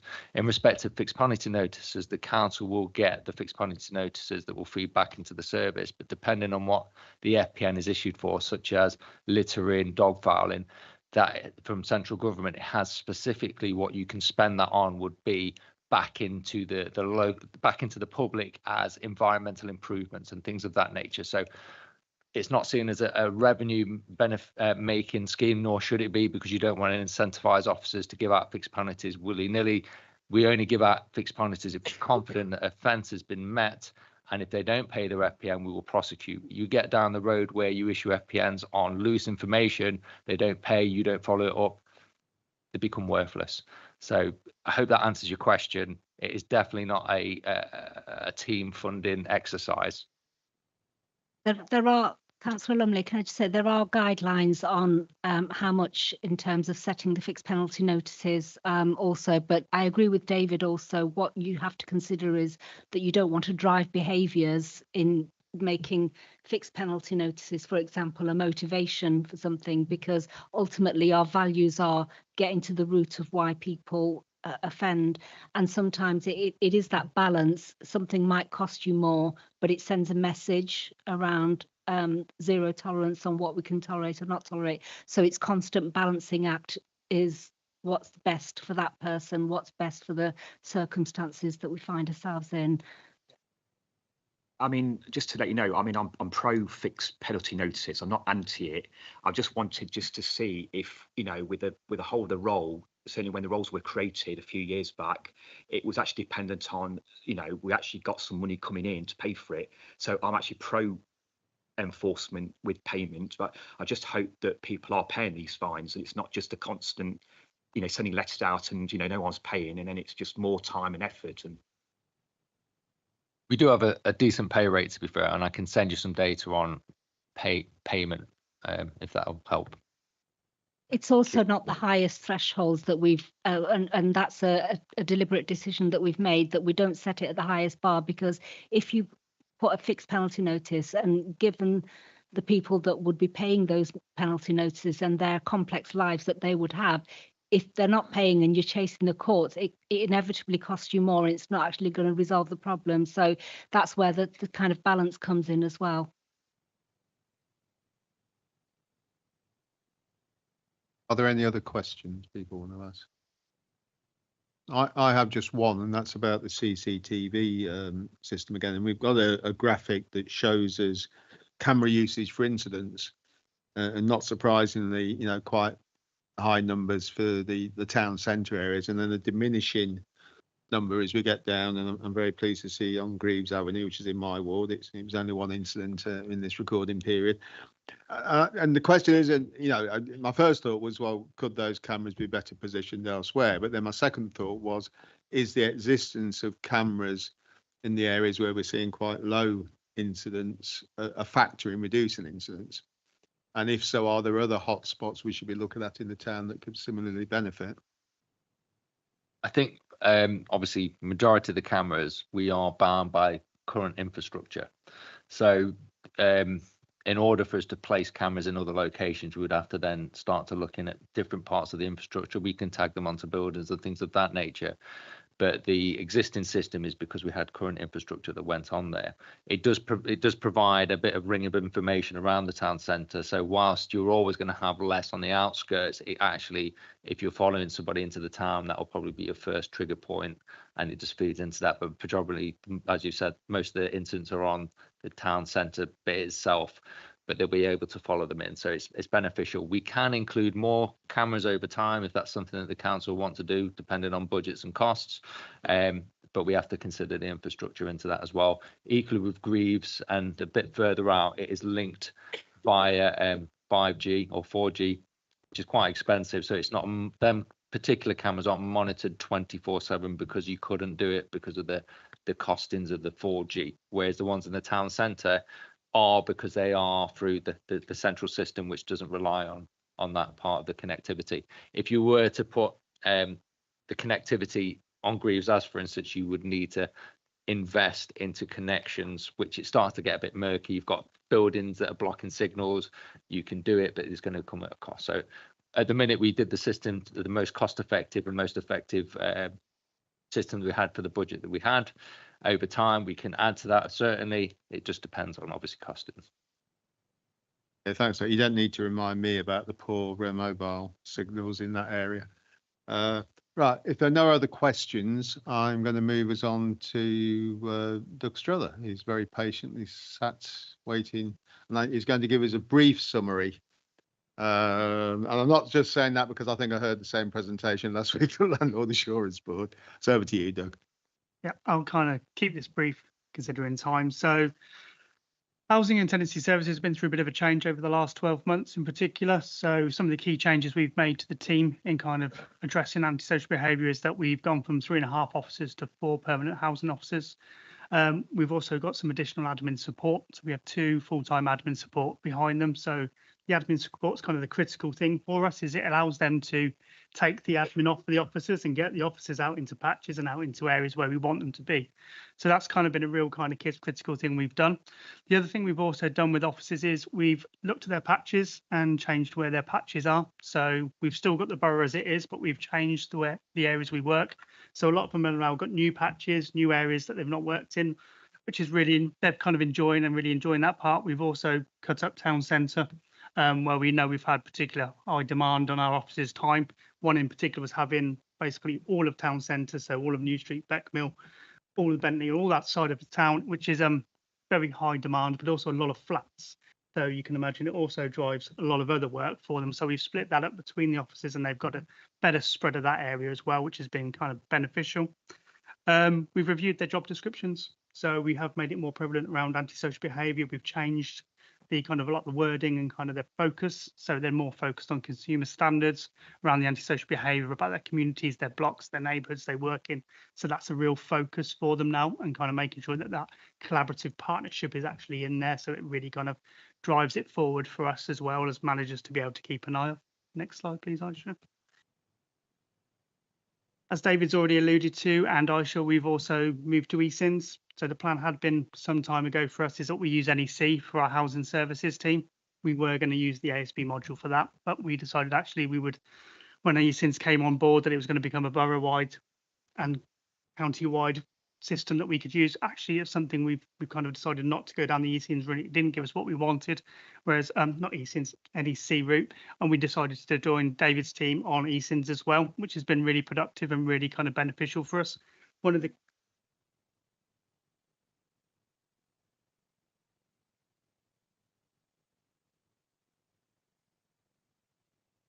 I don't believe, unless there's any necessity to leave the room. Yes, but we're just receiving the report and can comment. Just on a it. general It's not- overview. it's Yeah, not decision nothing making. specific to you. But thank you for you raising it.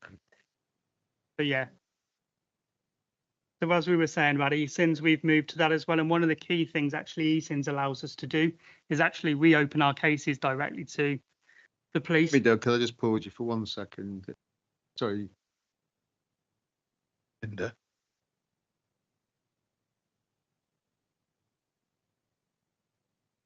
So yeah, one of the things we do with eSINs in particular is we open our cases all to the police, so they've always got access to our cases should they need them. We also work keenly with David's team to make sure we've got better oversight and we're on the same system, so we've always got that simple process and one system to work within. Also, we've also taken a number of undertakings kind of with training over the last year. One of the big ones we did with ourselves and community safety was we made sure we got HQN, who's a expert provider in training, come in and gave us a load of training around ASB injunctions, possession claims, and in-depth on when to use them.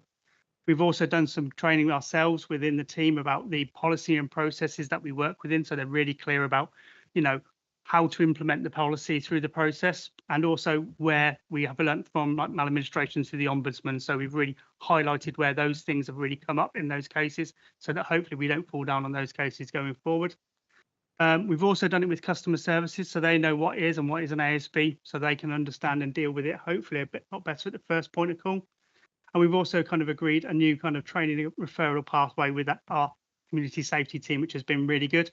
And we've got some legal updates and presenting cases to court and things like that coming from our legal team as well in in October this year. So as I touched on, we've agreed a referral pathway and escalation process with David's team. So one thing we didn't have previously, and what we learned from one of the cases in particular, was actually we needed a clearer way of being able to work together. What cases to refer over, when, and how to do that, and when do we then pick those things up, and what do we do alongside? So we've now got that built in with our teams at the moment, so that's working nicely. We've created our own internal monthly meetings, so myself, David, and our teams, along with legal, housing options, and legal services, will all sit down and discuss cases where we've all got kind of interlinking actions with them.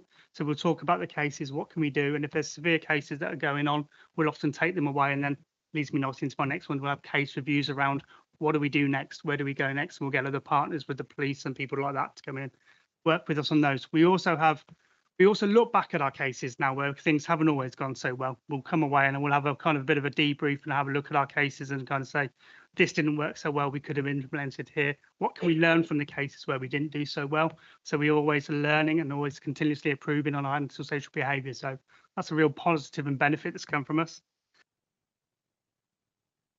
And our team performance over the last year. So this is last year's financial year. Last year, we opened 122 cases over the year. We categorise our cases through category A, B, and C, which is either high, medium, or low. Now we're using ESINs, that needs a slight tweak.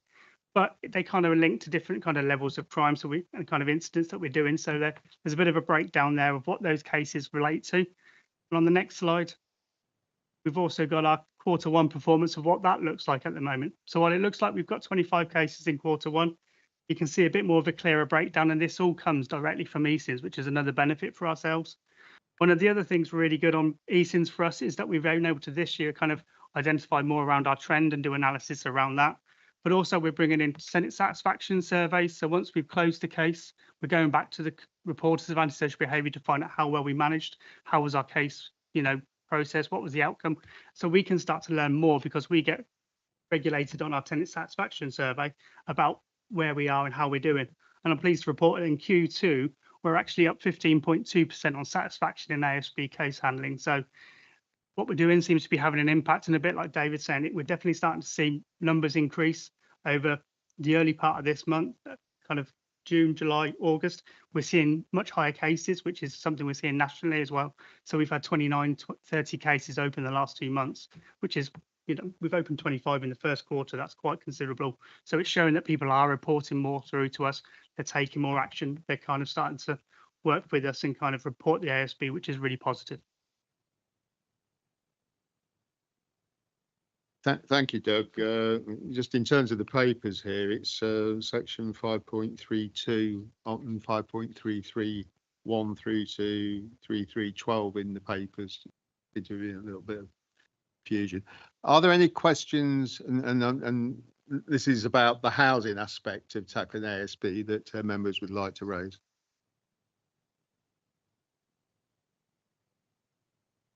Richard. Thank you, Chair.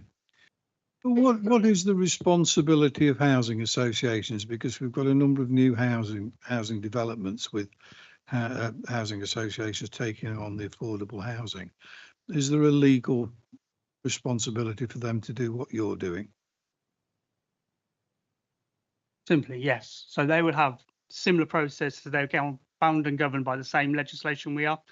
So they're bound by the Housing Act, the Crime and Police and Disorder Act of 2014, I think it is now. But all of those sorts of things apply. So they have the same powers. Slight difference between us and them is that they have what's called an assured tenancy. We have secure tenancies. So they're just slightly different bits of legislation, but essentially they can still take the same action, same powers that we can as themselves.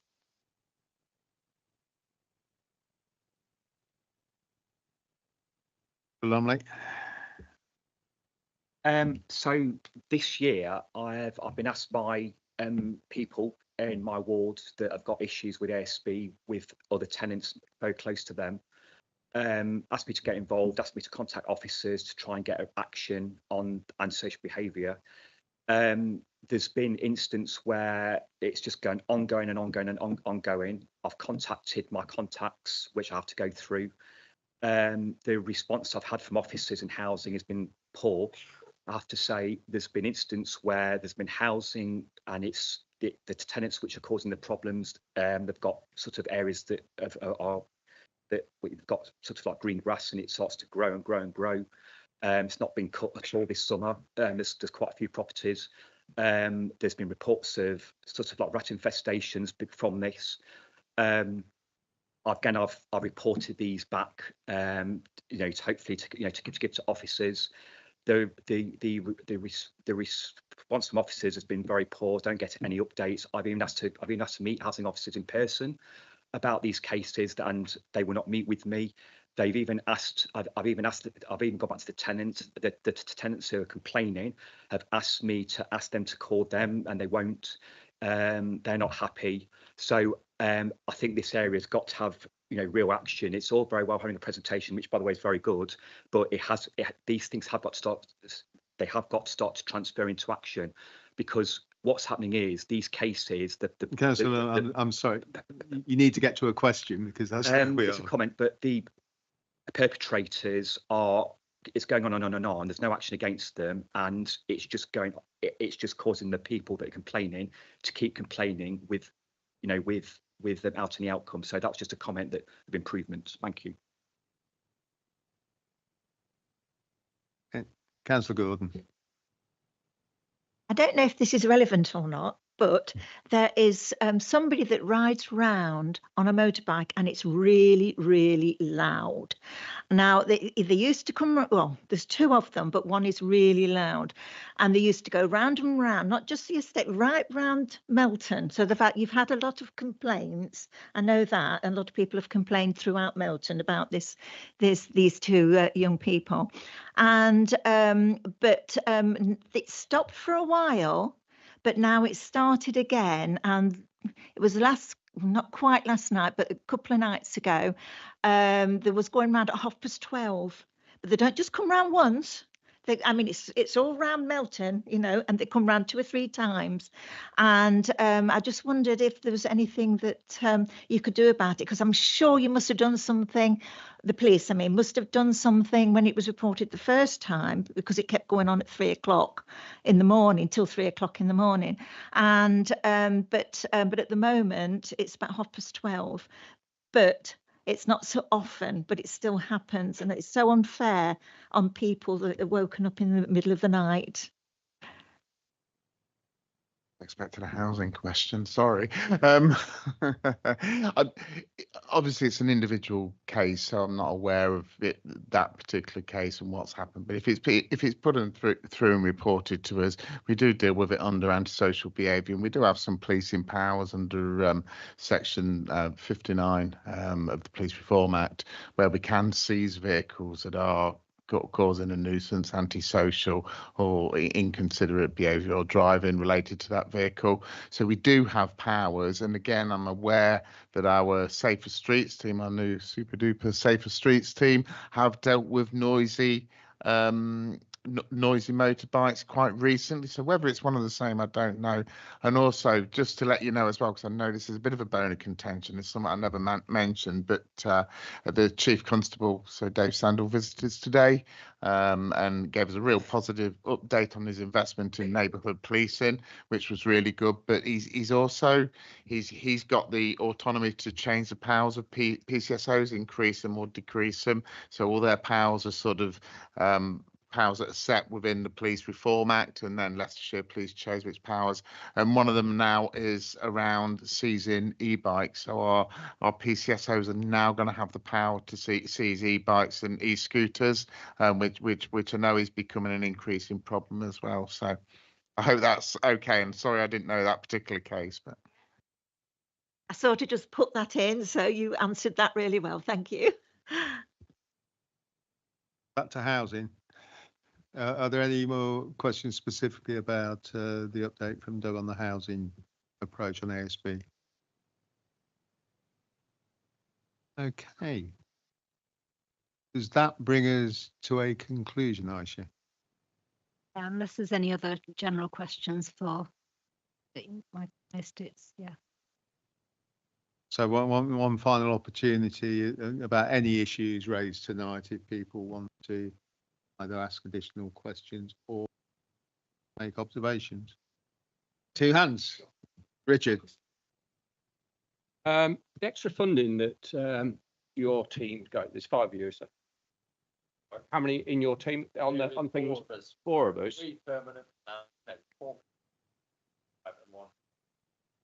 So I was just looking at, because you were saying that the extra hours that you have to put in to do this for the extra money and everything else now, but it seems like with the Safety Mountain, which you're doing fantastic job, don't get me wrong, you're doing faster. It seems like you're stretched to a limit. What other services are suffering now? Now you've been doing a lot more on the surface. I do know some services are suffering, and I know it's hard to give all your attention to Melton on its own, but we are seeing different things that are suffering in the rural community because of it.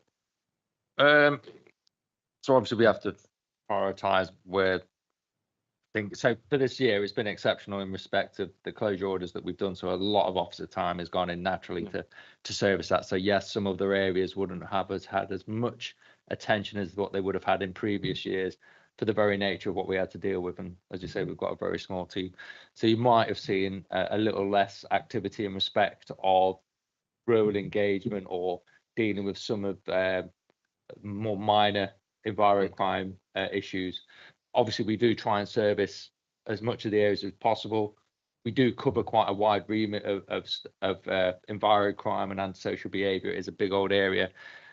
I would like to think that we do prioritise, and if we had a spat of a lot of rural crime in respect to fly tipping, we would try and put that in. John has continued to engage with the WhatsApp groups for the farming community. That's something that he continues to do.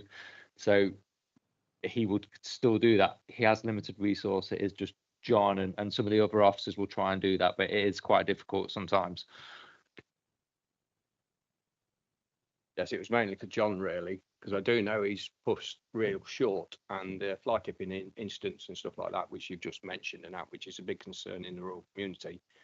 It just does seem that you're very short-staffed on the amount. So that's how I'm seeing it now. Like with the case that Kate's doing, she's having to put extra time and every effort into that. And we are seeing in the rural community, we are seeing a bit of a lull in fly tipping being picked up straight away. I do know in my area, it is a big concern. If it doesn't get picked up straight away, we end up with more and more and more. And we've just noticed that, and I have spoke to the Wombles and all like that, and the person on my beat of the Wombles, and she's seeing it as well. So it is just we are getting that, seeing that bit of action. I know it's hard for you to put all your effort into one thing, into all these little bits, but it was just something that was noticed by not me, by other people that just happened to say it. Yeah, I take that comment. We have recruited a full-time 12-month contract individual that's going to be helping with some of these cases as well. He's coming up to speed on some of the enviro crime stuff. So I'm hoping that will take some of the pressure off John and allow him to start dealing with more of the high-end fly tipping cases, whereas Israel will be able to pick up more of the lower-end enviro crime stuff as well. So hopefully we'll get back on that. But yeah, it is quite tricky. I won't lie. It's really difficult. I mean, as I say, it's a constant balancing act trying to prioritise. And just to give a little bit of context to this, generally speaking, when we're talking about case management officers, we would, in an ideal scenario, have officers with 40 to 50 cases, perhaps, to sort of kind of do justice to what they're delivering. Before ISRA started, John and Katie regularly had 70 to 100 cases, I think I would say.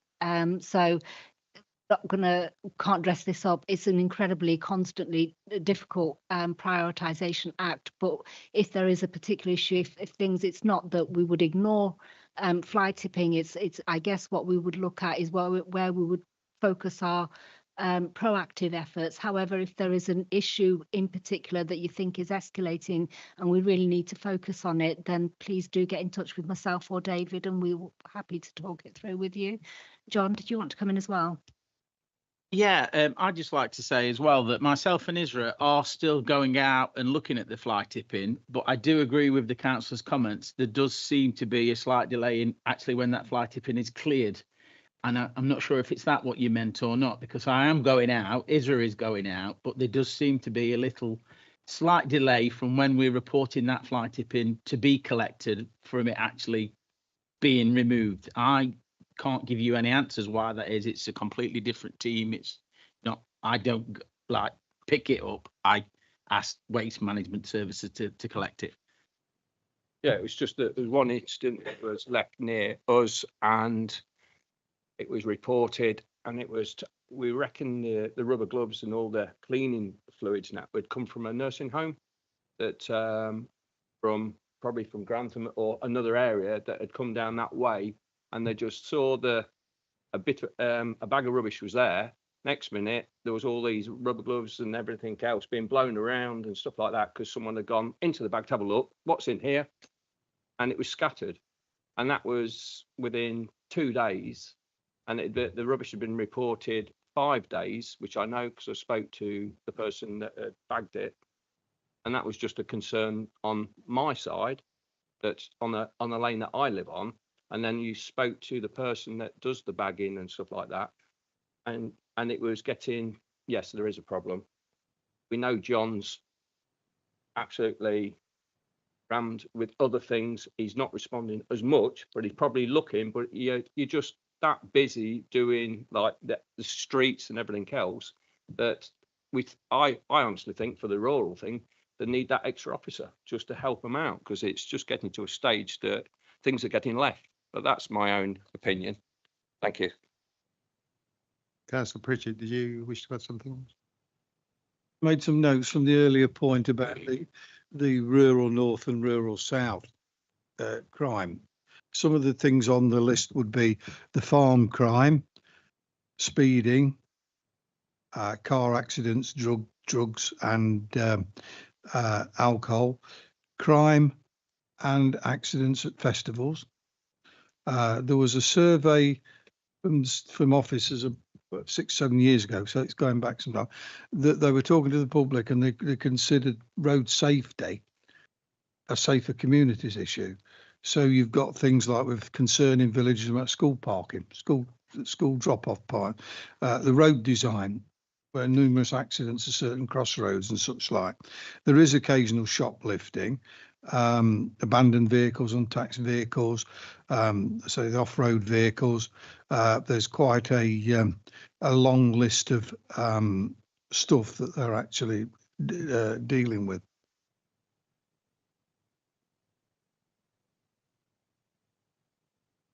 Sorry, Councillor Thwaites. Thanks. There was a couple of things. The last one's going to be a comment, but the first one was just picking up from the fly tipping comment. So I think it's a great service and it's doing its job, and it's the reporting, how to report it is a brilliant system, that easy to report and all the rest of it. I think I made a comment earlier, which is I think an addition to that would be to actually report back to the person that reported it, to say it's been done or it's been looked at or it's going to be dealt with and that sort of thing, because I think that would be a great encouragement for people to keep doing it. So because from personal experiences, so you report it and it goes away, yeah, and you do notice it's happened, but it'd be nice to actually get that feedback that it's come through. The final comment I wanted to make though was that basically, as a councillor, as all the councillors around here know, that when the residents talk to us, it's not necessarily always the positive stuff that they want to talk to us about, but the only times, or the majority of the times, where they do want to give a positive comment is about your team and the work that they've done. So to me, that's a brilliant advert for the council, and for the work you've done. It's a shame Katie's just gone, because I mean, the 2 times where somebody's picked me out and come to wanted to pass a positive comment, it's been because of the work that Katie's done in some of the ASB stuff, which is brilliant. And just say thanks for the team, basically.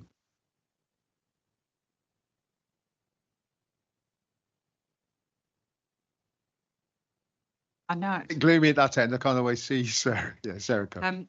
I was just going to obviously make representation as chair of the Melton Safer Partnership that the biggest issue we have in the rural communities is lack of reporting.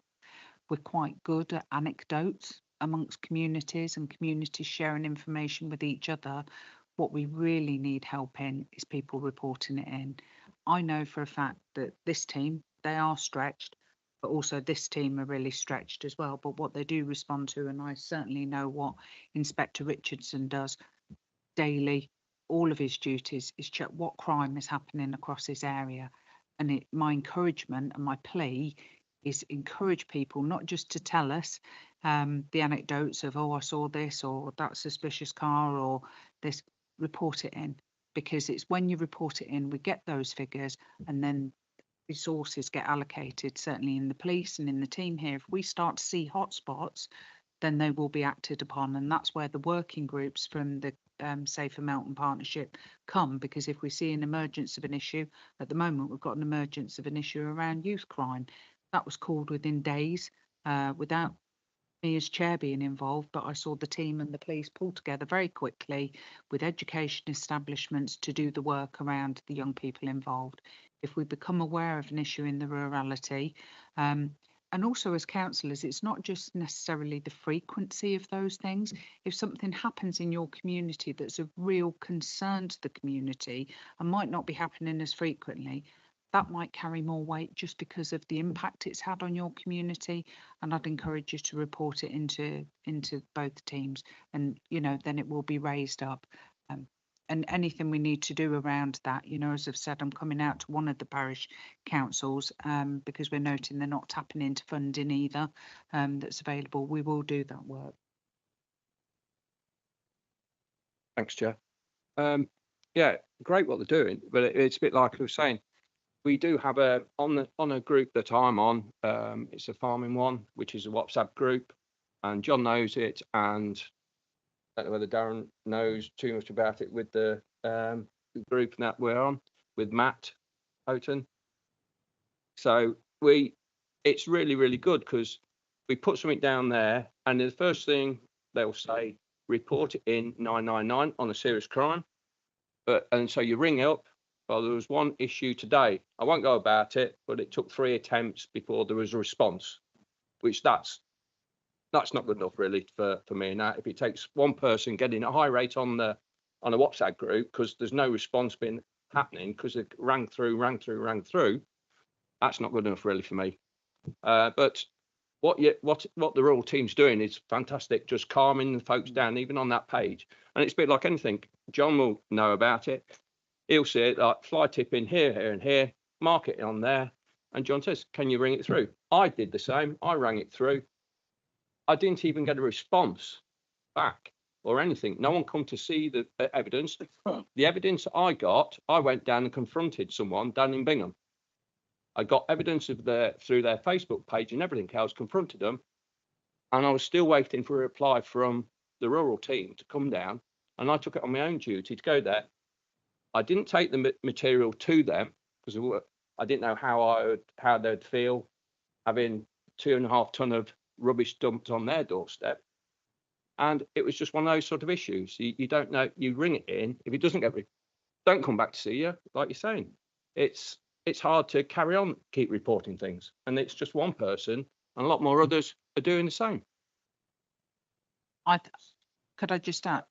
Sorry, I was just going to add, where there are failings, because no one's pretending there aren't, what I would certainly say, even just with as a councillor, where I've had issues, I had a particular failure in response from call handlers within the police, and I raised that, and you do get a good response in terms of Inspector Richardson will look into that as to what's happened, why there's been a failing. because we want to improve all the time. So if the farmers feel let down today, especially if on the WhatsApp group your beat officer's saying ring it in, or somebody's saying ring it in, if somebody typically is saying ring it in, then that's something that the police will want to know about. So if there are those cases, I would really encourage you to bring it to everybody's attention. I'm happy for that to, you know, obviously go directly to Inspector Richardson if there's a failing, but we would review that as well as a Safer Mountain Partnership. Thank you. I suppose for me, for a start, was that a failing on a 999 call or was it a 101?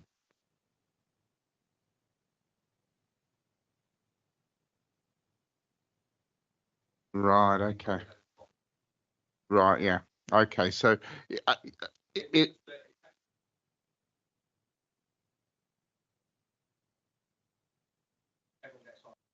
yeah.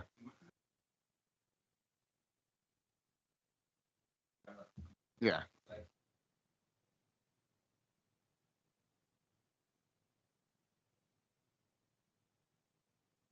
Getting really frustrated by it. Yeah. And yeah.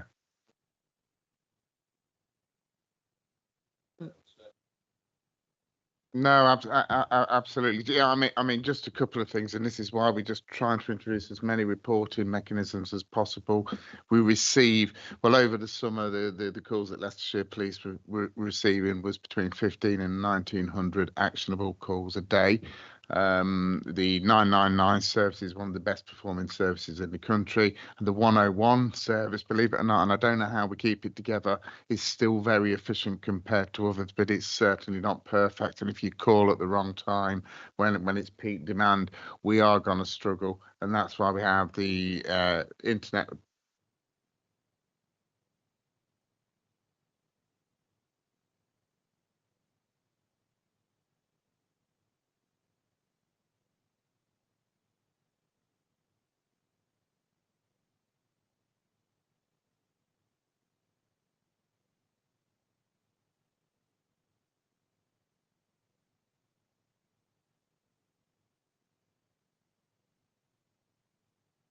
Hello, excellent. We're back. I felt very strange. Yeah, so we do get the frustrations, and thank you for the positive comments around the rural crime team, because we believe they've made a significant difference.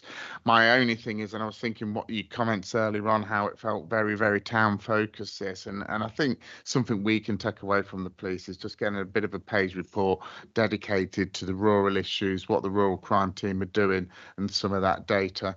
But obviously, Councillor Cox is right as well. We've got to get the reports in. I have weekly meetings with my command team, and we look at how our patrolling strategy is going to look, what we need to focus on for the next 7 days, and if we don't just base it on data, we base it on impact on community as well. So it might be that it's not necessarily a crime, but it's suspicious activity. And you get that into the beat officer gives me a return. And then if we say we've had X amount of suspicious incidents of not equated to crimes, I want my cops out there at that time trying to catch them before they do something, and so that's why these communications with your local beat team are just as important as the reporting mechanisms as well on the crimes. But certainly I just wanted to take away for next year, even though I told you I'm not going to be here, but I promise I will pass it on, is just having, let's split the data a little bit for you, and let's have a look at the picture in the rural communities as well, because every community is equally as important to us. It's just that we've had to focus quite a lot of our time recently on the town centre. Perspective here. I think most the crimes are being reported. I think there's the occasional pocket of young people's antisocial behaviour that is not being reported. I think most of the what you would call real crime is being reported. Okay, well, I'm going to allow you the final comment, Councillor Holmes, and I'm going to draw the meeting to a close. Right. The people who weren't on the council, there was a man called Rahman. Fantastic man. I don't know whether you met him, but you only got to say to him, there's rubbish here or there. Within 24 hours it had gone. Now, why he left, he didn't know why I was leaving either. It was a very unfortunate thing that he went. You were talking about, we've talked about fly tipping, we're talking about, and I have done this many times, asked and asked and asked if the Wombles could have everything collected, because it can sit there for days and days and days and nothing. It doesn't matter how many times you ring in to this council, so many times, and then you get foxes, you get spreading it all over. I think you will agree with me, Councillor Sharp, it happens, doesn't it? Then you mentioned festivals. Now, the festival is in my ward generally. When we on the licensing committee put down what should happen, then we should keep on with that. That is what is written down, and that was written down by this council. But it doesn't happen. So I don't know quite how we go on with that, because things were not done. And for instance, on each road junction, there was supposed to be monitors on each road junction. There have been fatalities on this because there's been nobody there. And these are people who are running the events. That's who are supposed to be there. And it's not. Sorry, just confirm what event you're talking about. What festival? These are the ones that are there are problems. Right. Okay. You feel as though you're tied, because although everything is written down how it should be, then when it comes to it, it doesn't happen. So, you get these promotion people, you pass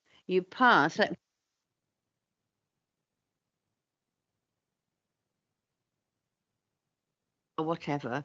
And then your hands are tied, because they don't seem to adhere to the rules that they're supposed to adhere to. It's quite a complex, multifaceted question, really. It's quite, but no, I absolutely get that, and the police's involvement with these festivals is our primary objection will be around crime and disorder, and the planning that goes into the festivals at Beaver Castle. They do vary between festivals depending on how many are going to attend, but the larger ones like the Forbidden Forest and Noisily, which was actually, I think it was cancelled this year anyway, and I'm not too sure what their future plans are. There's an intense amount of planning that goes in there, and we have the safety advisory groups, but we also have the community safety advisory groups as well, and the work that we put in as police to make sure it's safe, and we're looking about issues that happen outside the festival. The responsibility mainly inside the festival is by the organisers, but I think if I'm honest, this is going to be a really challenging platform to raise this in any detail, because I think it's quite it'd take a no, I know, but I get your frustrations. It's something we hear, but from a policing perspective, and that's all I can give you, is that we make ourselves accessible to local communities. We had WhatsApp groups where people could contact us. We were doing things like putting requesting what 3 words out of community spots as well, just so they can pass the information to us quickly, and carrying out regular sort of updates as well. But that helps. But thank you very much. Thank you. I'm going to draw the meeting to a close now. Just a couple of observations from me. I mean, one of the things that struck me, not just with this meeting, but one I attended last week, is that obviously as councillors, we just want everything to be done. We want all these important issues, whether it's to do with ASB or law and disorder or crime and disorder, etc., to all be dealt with. But we've already heard tonight the team we have, and they've produced a wealth of information showing just how much work they've done. It's 4 people, maybe 5. in housing, it's now 4 housing officers. There's 1,800 properties in the estate for Melton Borough Council. And I think we should underestimate how difficult it is for them with that level of resource to actually hit all the targets we expect of them. And I think it's quite remarkable the successes that have been achieved with those resources, and continues to be. It's an old adage, isn't it? You get what you pay for. And I could say the same, of course, for our colleagues from the police. I'm very pleased to hear you've got 2 extra officers. You probably like 20 extra officers. I'm not inviting the response. Definitely a few short of where I'd like to be. Absolutely. Yeah. So I think it's a testament to the commitment of our officers that they've achieved what they do. But we always want more. And I think I've certainly heard very clearly some of the comments made from our colleagues from the rural parts of the borough that need to be followed through and addressed. But on that note, I say thank you very much for everyone who's attended. It's been a long meeting. Thank you, Darren. It is the 3rd time you've been here, because the first time you attended in that summer of discontent where, you had to issue the exclusion order in the town, literally days before. It was my first meeting of scrutiny, and I wish you well in your retirement, although it's already bad enough with policemen and doctors always being younger than me, but I expect it's like to be even younger this next time round, isn't it? Yeah, more than likely. But thank you ever so much for your contribution. No worries. Thank you for the first when I first started as well. I still have sleepless nights. Okay, thank you very much, everybody. I will now declare the meeting closed, as I've not been notified of any other urgent business.